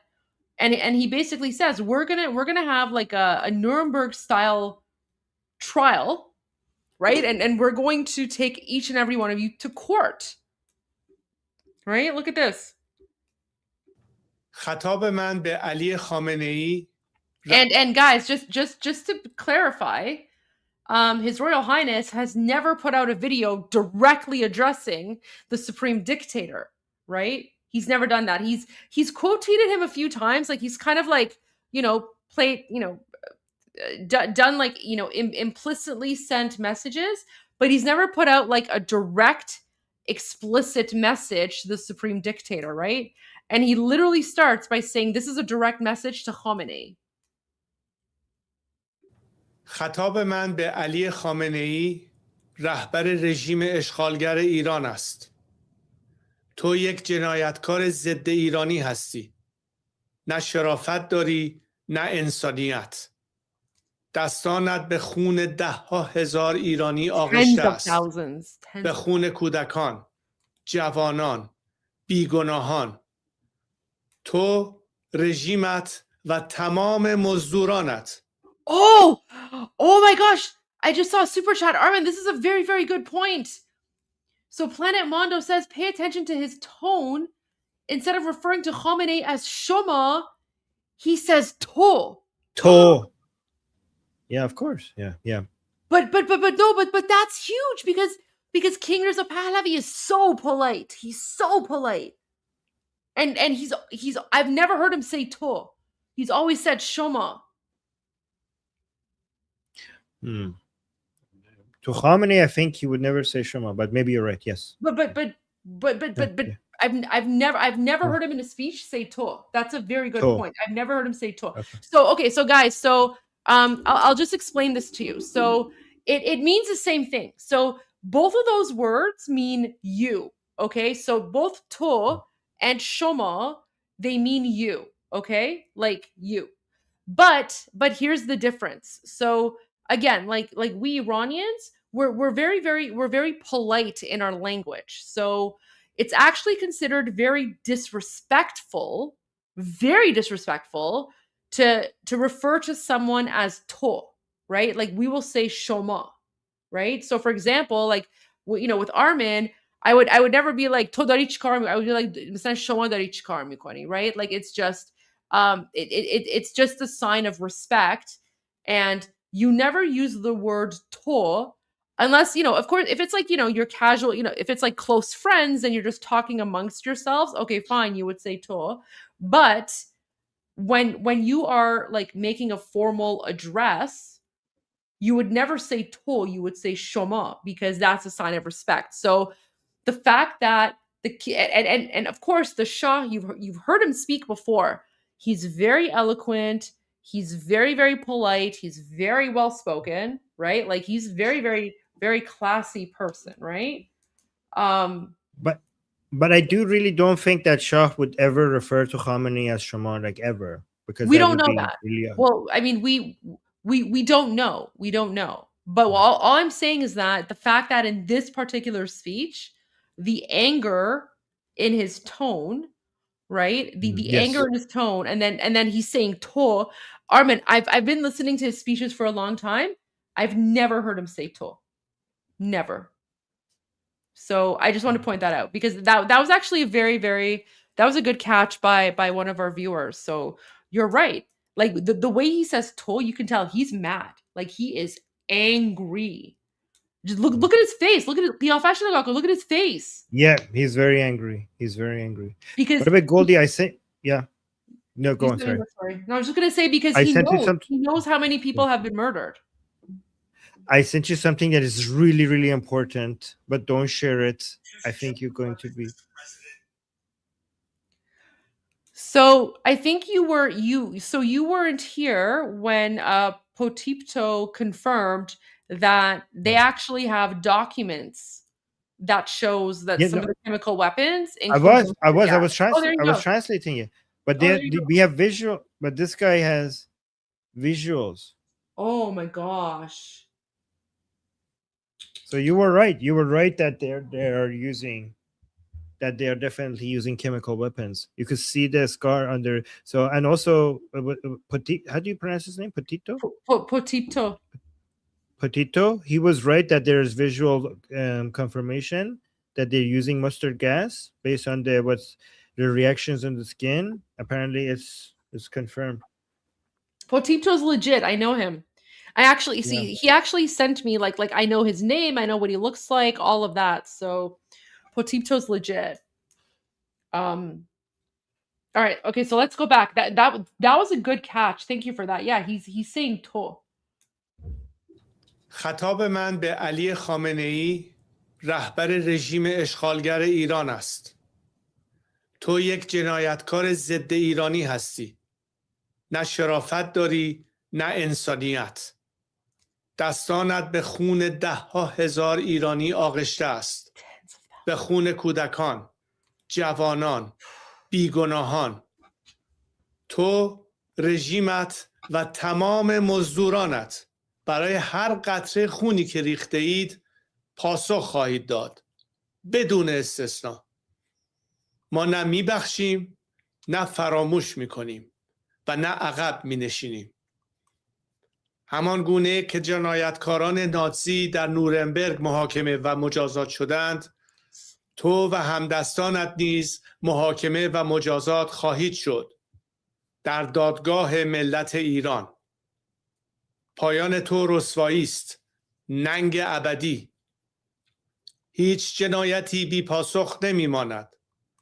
نام تو ثبت شده است، نام تمام آمران، عاملان و همدستانت. راه فراری نیست، جایی برای پنهان شدن نخواهید داشت. قاتلان مردم ایران هیچ مسئولیتی نخواهند داشت. و شما ملت بزرگ ایران، فرزندان شجاعم، خواهران و برادران داغدار اما استوارم، شما تنها نیستید. ایستادگی شما تاریخ را تغییر داده است. شما در خط مقدم آزادی ایستاده اید و ما از همیشه به پایان این رژیم نزدیکتریم. این رژیم ترک برداشته است. قدرتش فرسوده شده. سقوطش آغاز شده است. به خودتان ایمان داشته باشید. به اتحادتان، به شجاعتتان، به بزرگیتان. این رژیم دیگر نمیتواند ملت بیدار و برخاسته ما را خاموش کند. نمیتواند ترس را بر ایران حاکم کند. این رژیم از شما و قدرتتان میترسد. ما اجازه نمیدهیم اندوهمان به ناامیدی تبدیل شود. هم میهنانم، سوگ از دست دادن بهترین فرزندان ایران سنگین است. اما ما این سوگ را به خشم آگاهانه و اراده‌ای شکست ناپذیر علیه خامنه‌ای و Did you catch that? He said, we will turn our rage into, like, we will turn our grief into conscious rage. Like, that's what every Conscious single one of rage. us are feeling right now. Like, we're taking our grief and we're turning it into rage, right? This is how we're fighting back. We're not going to let them, you know, pin us down. We're not going to let them like break our spirit. We're taking that grief Yes. and we're channeling it into rage. Guys, do you see how aligned the Iranian people are with each other, but also with their leader? Like, they're all on the same page. Like, everyone Goldie brings from inside Iran to talk to you guys and all the messages that we're getting from Iran, and the message from Princess of Pahlavi, they're all telling you the same thing. Everybody is on the same page. Everybody is aligned. Everybody has the same goal. Everybody is moving in the same direction. And look at have you ever seen him this angry, Goldie? I've never seen him this angry before. That's Yeah. my king. That is my leader. That, you know what, Armin? That is a Yeah. Shah. What we're That is seeing a right Shah. now, that is a Shahanshah. That is the Shahanshah of Iran. King of Kings. Shahanshah, guys, by the way, Shahanshah. means King of Kings. Well, it translates like to emperor, but yeah, king of kings, but emperor. But guys, this is our leader. This is why we trust him. This is why we follow him. This is why we know that he's going to liberate Iran, and he's going to transition us from a brutal Islamic dictatorship into a functioning secular democratic society. That is our leader. And we are so blessed to have him. So blessed. Yeah. My gosh. I've never, and you know what, Armin? I've met him. I've spoken with him before, actually. Yeah. Literally, Right. he's so nice. He's so eloquent. He's so well spoken. Humble. So humble. Humble. Oh my gosh. So humble. So Yeah. humble. But you can see like how much he loves us, how much he loves the Iranian people. And he has basically made it his mission. He's made it his mission to liberate us. Yeah.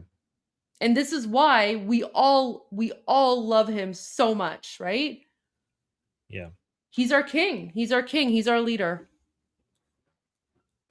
By the way, Goldie, Farah Pahlavi also has a new message. Okay, we'll go to that after. ما اجازه نمی دهیم اندوهمان به ناامیدی تبدیل شود.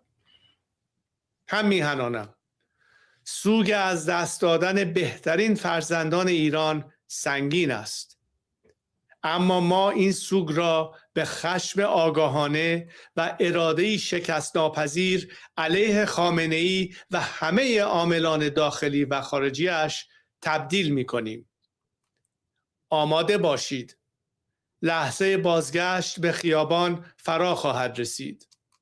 گسترده‌تر، قدرتمندتر، مصممتر از همیشه. برای فتح تهران، برای بازپسگیری ایران، ادامه این نبرد تا پیروزی نهایی، نه فقط یک وظیفه ملی که عهدی است با جانباختگان راه آزادی و خون پاکشان. نامشان فراموش نخواهد شد، نه در تاریخ، نه در حافظه ملی، نه در قلب ما. آن روز دور نیست، روزی که با هم جشن بازپسگیری ایران را میگیریم و با سربلندی میگوییم ایستادیم، جنگیدیم و پیروز شدیم. پاینده ایران.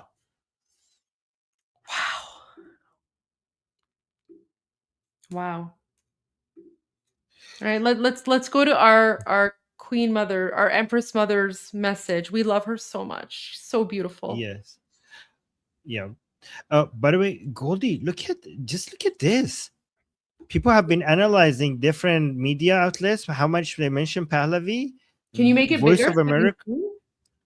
Yeah, this is Voice of America exposed. Exact number of relevant posts regarding Pahlavi. So actually, let me read the caption first. So here's the data we collected of the level of deliberate and total elimination of any reference to Prince Reza Pahlavi at Voice of America Persian.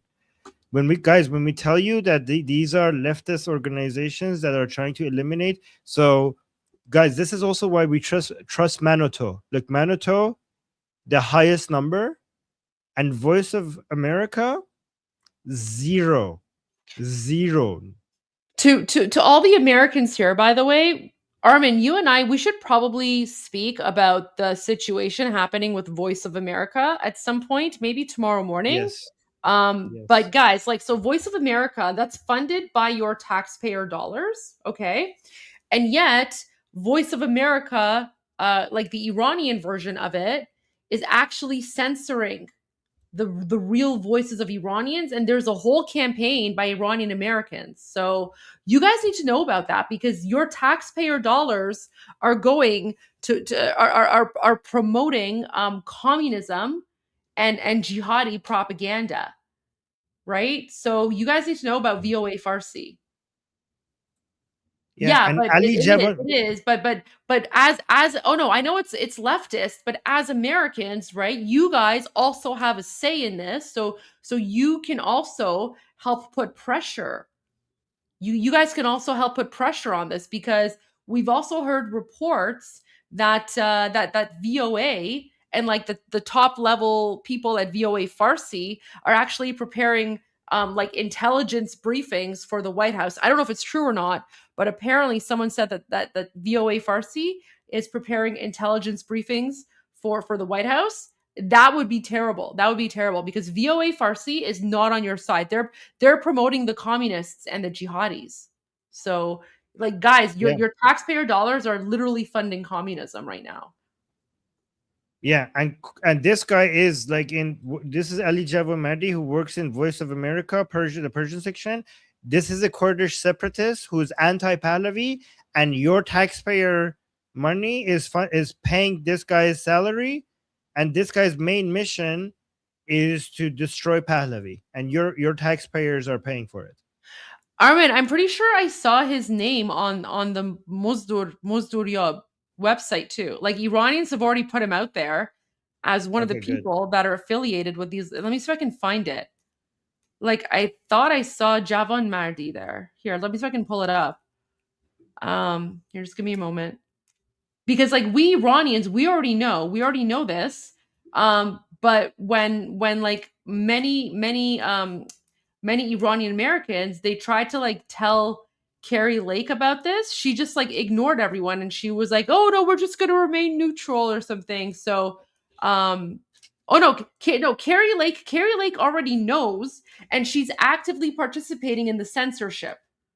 She's actively participating in the censorship of sharing. Oh, Trita Parsi umad damishun garm. No, she's actively participating in the censorship. That's the messed up part here. So this needs to be the logo of this website. Should be, but I'm pretty sure Javan Mardi is here. Wait, honestly, this website has blown up now. Everyone's, I think it's over 600 people now. Armin, this morning when he introduced this website, there was only maybe 200, 250 people. Yeah, and now you it's did this. Yeah, we did this. We did this because we shared this. Dijal. That the Dijal guy is there. I know what guy? I know the Ali Oh. Alizadeh. Oh, I know. We used to cover his show. We used to criticize him on the Persian channel. Listen, Iranians Make are fun of calling him. them all out. Inkia, them Cecilia Uden. Look, they're even calling out like I don't know. non-Iranians. Hey, there are a lot of literally, non-Iranians who support. yeah, they're calling out like Hey, everyone. Rob, the Kung Fu Panda guy. Remember? Go down a little bit. Rob, you see it on the right with the blue background? Oh, That's the Kung Fu Panda guy that I used to make fun of on the Persian channel. oh yeah, I remember that. The Kung Fu Panda guy. Yeah, you showed me his video. Look, they're all here. They're all here. Guys, these are the Nazis that we have been fighting for the last 47 years. And Is Iranians Marandi are there? Is I haven't Marandi? checked. I haven't checked, but I've swear to God, I saw Javan Mahdi somewhere. Let me find him. The list is too big now. Guys, do you see the rage? Do you see, like, as soon as Iranians realize that there's a site? Oh, yeah, he is. There you go. There he is. There we go. Mohammed Marandi. Guys, remember? This is the guy on Piers Morgan. This is the guy on Piers Morgan when I was like, when I get a hold of you, the tip of your pinky finger will be the biggest part of your body left. That's him. Literally, they're all Nazis. They're all Nazi scum. Wait, Javan Mahdi's here too somewhere. I don't know. But freaking communist. They're all I don't know. Maybe I went past him. But I thought I saw him somewhere.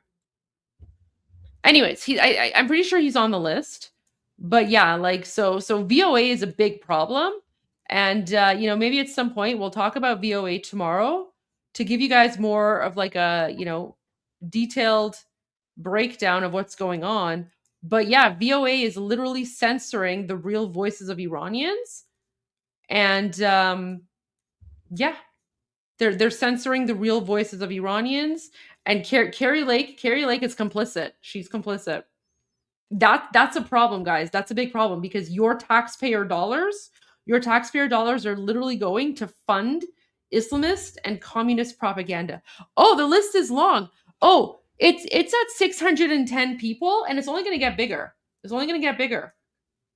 Is there not a search function? There is a search function, but I don't know. I mean, you can. I can't type in Farsi on my like laptop. If you install Whisper, you can talk and it will type in You do it. Okay. You have the website. You can search. Oh, Ahmadinejad umad. Look at that. Ahmadinejad is there. And we all knew that. Oh, look, I refreshed it and now look, there's like 2 more. Look at this. Okay. 3 more. I literally just refreshed it. Guys, somebody go add Wafa, Omidana, and Skeptic to this list. Someone add Khamenei. Can we add Khamenei? Oh, you know what? Why don't we do it ourselves? Okay. We'll just add Khamenei for jokes. Guys, you can be with us as we add Khamenei. Okay, Sabt Mozdur. I don't know how to do this. Wait, I have to translate this. Translate to English. Guys, my Farsi is good, but it's not the greatest. Okay, no position. Register new mercenary. Okay. Required fields. Oh, okay. His profile picture. Okay, this is gonna be fun. Guys, you can all be. Yeah. Should we do because I'm gonna have to go somewhere soon. Do you want to do Farah Pahlavi first or this one first? Okay, why don't you do Farah Pahlavi? And then you guys could have fun filling this application. But I just want to do this before like someone else does it. What if someone else does it before? Okay. Go ahead. Give me like 2 minutes. It won't take that long. Let's not ruin the fun. Okay. Upload. I'm such a party pooper sometimes. No, it's fine. It's fine. I know you're busy. It's all good. I mean, we already know that Khamenei is a Mozdur, but wait, is it this one? Okay, there's Khamenei, documentary image. I'm not going to do anything. Okay, so I'm going to call him, should I put Khamenei or should I put Mushali? Wait, Ali.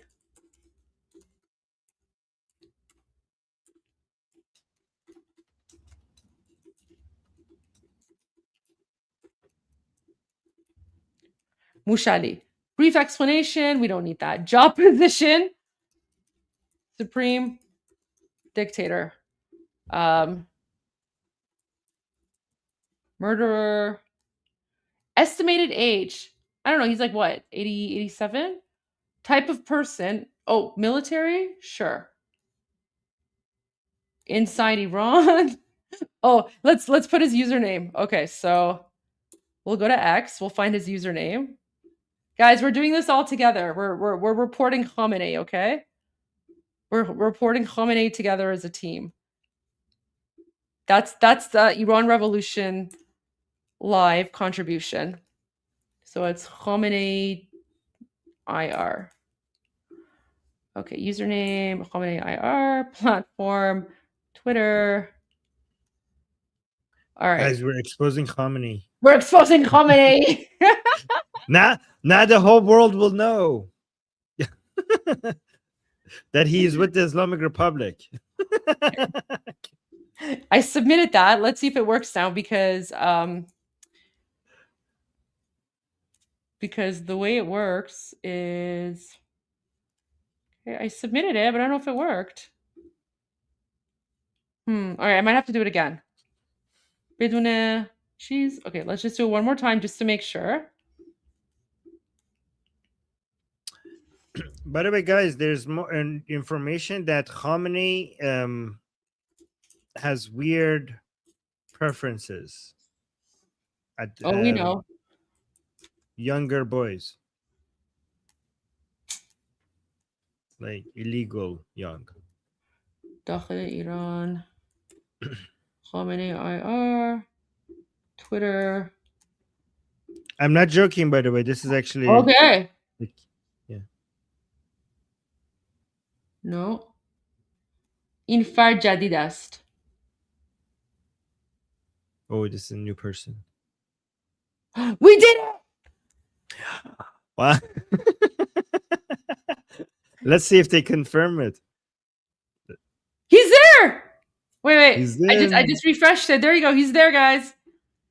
He's there. We did that. Oh, Ali you did Khamenei, it. You Mushali. submitted. Yeah, let's go. Iran Revolution live. Let's got him. Upvote. Got him. Okay, so the website is working, guys. Website is working. There you go. Website is working. All right.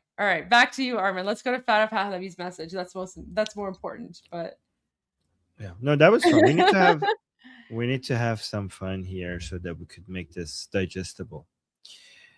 Okay.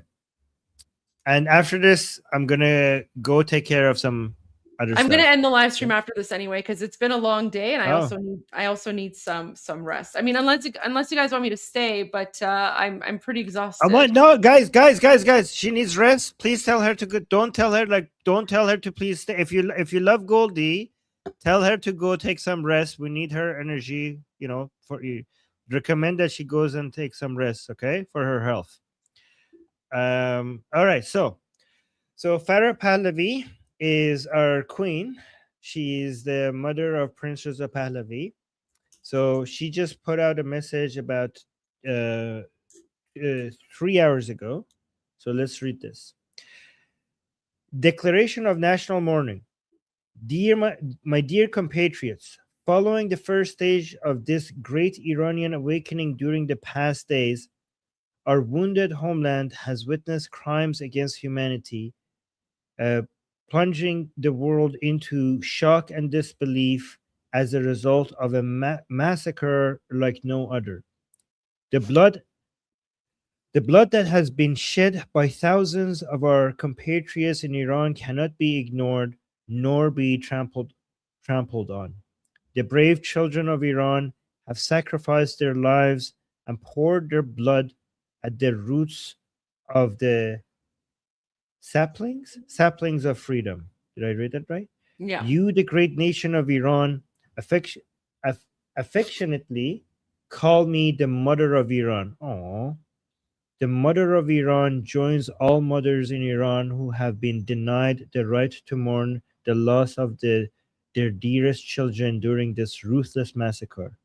For this reason, I declare a national day of mourning on January 23rd, 2026 to be observed by all freedom-loving Iranians throughout the world, and request that we all join in 1 minute of silence at 12 noon local time to honor our fallen children.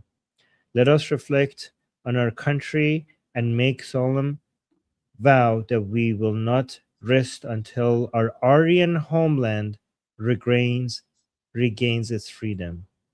Light will prevail over darkness. Farah Pahlavi. I love Perfect. that. Can we see the image? Yes. Oh. National Day of Mourning, Friday, 23rd January 2026. That's our Both Queen Mother, by the way, guys. That's our Queen Mother. So she's the wife of the late Shah of Iran, Mohammad Reza Pahlavi. You know the beautiful queen that you see in like the videos from like the 1960s and 1970s? That's her. Like, she's so beautiful. And she's gorgeous. We love her. Such a kind heart. And she actually was one of the main proponents of promoting like feminism and women's rights in Iran. And so the mullahs hated proper her. feminism. Proper feminism. Proper Not like the weird, like, I don't know, blue-haired feminism. Not third wave and fourth wave. Yeah. First and second wave. Exactly. So beautiful. By the way, something a lot of you must know is that her crown, like when she was crowned, she was crowned not by an imam or a religious figure. She was crowned by the king himself. So I think most of you have seen the image of, like, I don't know, yeah. So the king, I should find a better picture for this, but she was crowned by. Look at these pictures. So yeah, beautiful. you can see this here. Yeah, when she was crowned, the king Mohammad Reza Shah himself put the crown on her head. I should find the image. Wow. Okay. All right. Well, Armin, thank you so much. Guys, Yes. Everyone, thank you so much for joining. This has been a very, very informative day. We had a lot of good news. Potipto was fantastic. You know what? Listening to Potipto earlier today, that gave me a lot of hope. It let me know that everything that we've been doing the last 3 weeks, we're on the right path. And when he said that people in Iran know about our efforts and they're very appreciative of our channel, that gave me the energy that I need to continue on. So, guys, we're going to see more of Potipto, so don't worry. He'll come back whenever he can. To join us for an hour or so to give us updates. So don't worry. We're going to get more. There's somebody else from Iran might want to join. Is that okay? Yes. You already mentioned. You already mentioned he's coming tomorrow. Yes. Okay. Of course. 100%. By the way, I have no idea what he's about to say. He's just a friend of mine, and he has some things that he wants to share. So I'm just basically letting it know. Absolutely. Well, that's the whole point of this channel is to be a link between occupied Iran and the rest of the world, right? So we're here to give you the info, break the news, and show you what the real Iran is like. So okay. Oh, wait. Apparently I'm competition. Somebody has said BT is saying I told chat about your curls, my curls, and they saw my old pictures and officially voted you best Iranian hair on YouTube. Oh, we call on you to bring back the curls. Too funny. Goldie. I actually also have naturally curly hair. I straighten my hair because my hair is also naturally curly. Yeah, okay. Guys, don't put me at war with the two great Iranians with the best hair. I will take third place. I'm more than happy. No, they're just trying to start war. I have no chance. I have no chance against the two greats. Too funny. All right, guys. Yes. All right. Love you guys. And I'm Israel Chai, Javid Shah. See you guys tomorrow. غرق انقلاب است.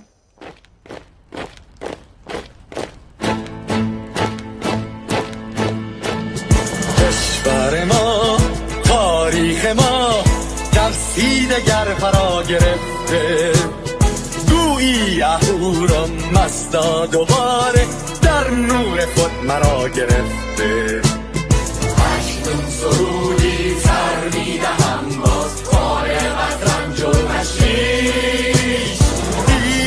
غرق انقلاب است. به پیش به پیش به پیش، ایران غرق انقلاب است. به پیش به پیش به پیش. هن ای پدر، هن ای پسر، برخیز و با ما شو همگام، تا درد آن تجربه تلخ ما را نکشیده در خواب. بگذار هر دم بغرند گرگ‌ها در لباس میش. ایران غرق انقلاب است. به پیش به پیش به پیش، ایران غرق انقلاب است. به پیش به پیش به پیش. ای کارگر، ای برزگر، راحت کنون ادامه دارد در این زمان که پرتو یزدان از هر سو بر تو میبارد.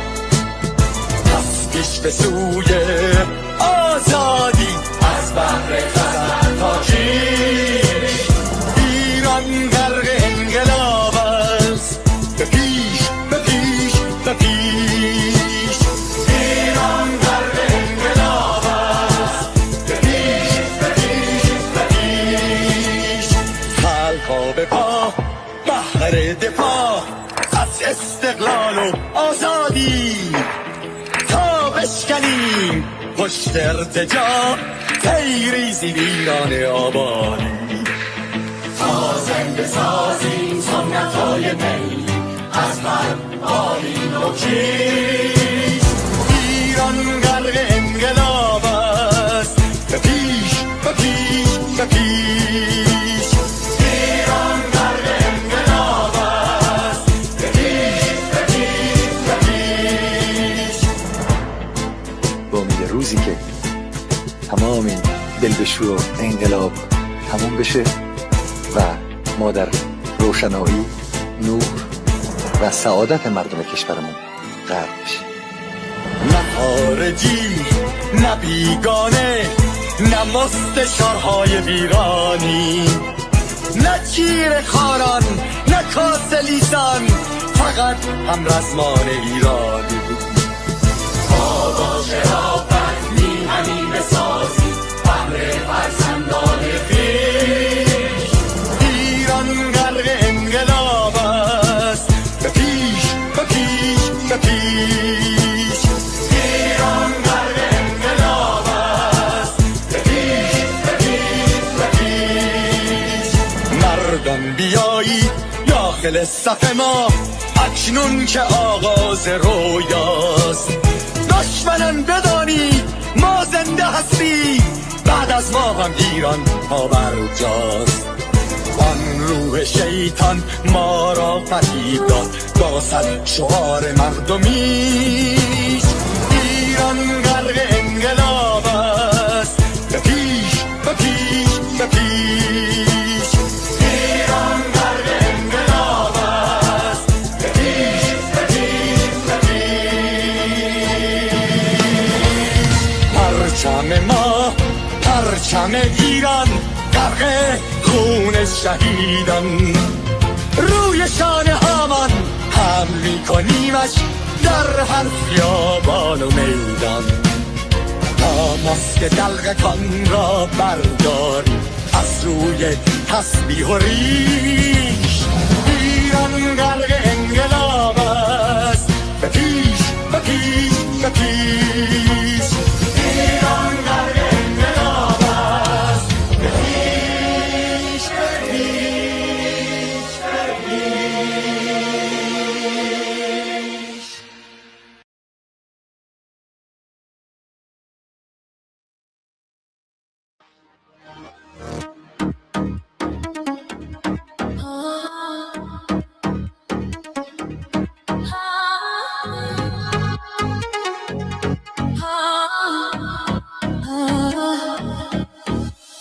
این آخرین نبرده، پهلوی برمیگرده، صدای ایران بلنده، حق به حق دار میخنده. تو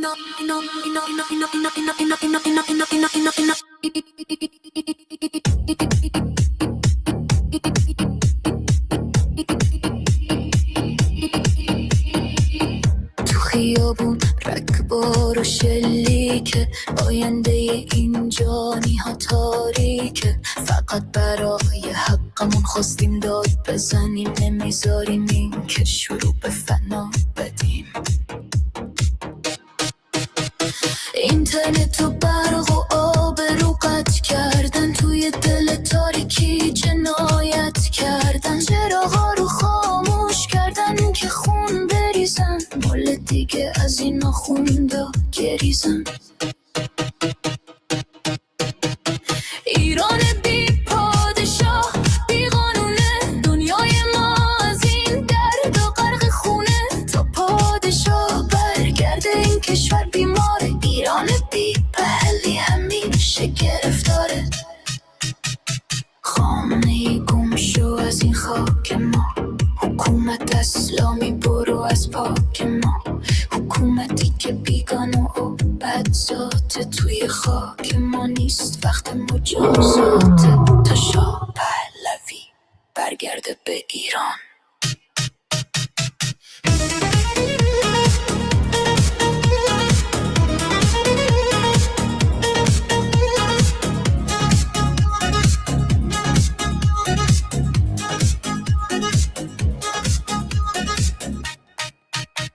شما تروریست و قاتل و دزدید، گلوی ملت رو با بیرحمی میجوزید. با خون ما این کشور رو دزدیدید، از خشم این ملت مگه نترسیدید؟ ما یه زندگی ساده و آزاد میخوایم، صبح بدون ترس و فریاد میخوایم. دوباره بیگان و مستی و لبخند، بدون سانسور و زور و این بند. خورشید و شیر دوباره تابان میشه، پرچم واقعی توی جهان میشه. ایران دوباره پارس و پر روره، تا این شب تار نزدیک نوره. مردم ایران ادامه بدین، راه رو برای شاه باز کنین. این ویروس رژیم رو پاک کنین، جا بدیم به عصر طلای ایران. روی پا میمیریم نه روی زانو، آزادی حقمونه اینو میدونیم. تا آخر میجنگیم بدون ترس، ایران آزاد نزدیک میبینیم.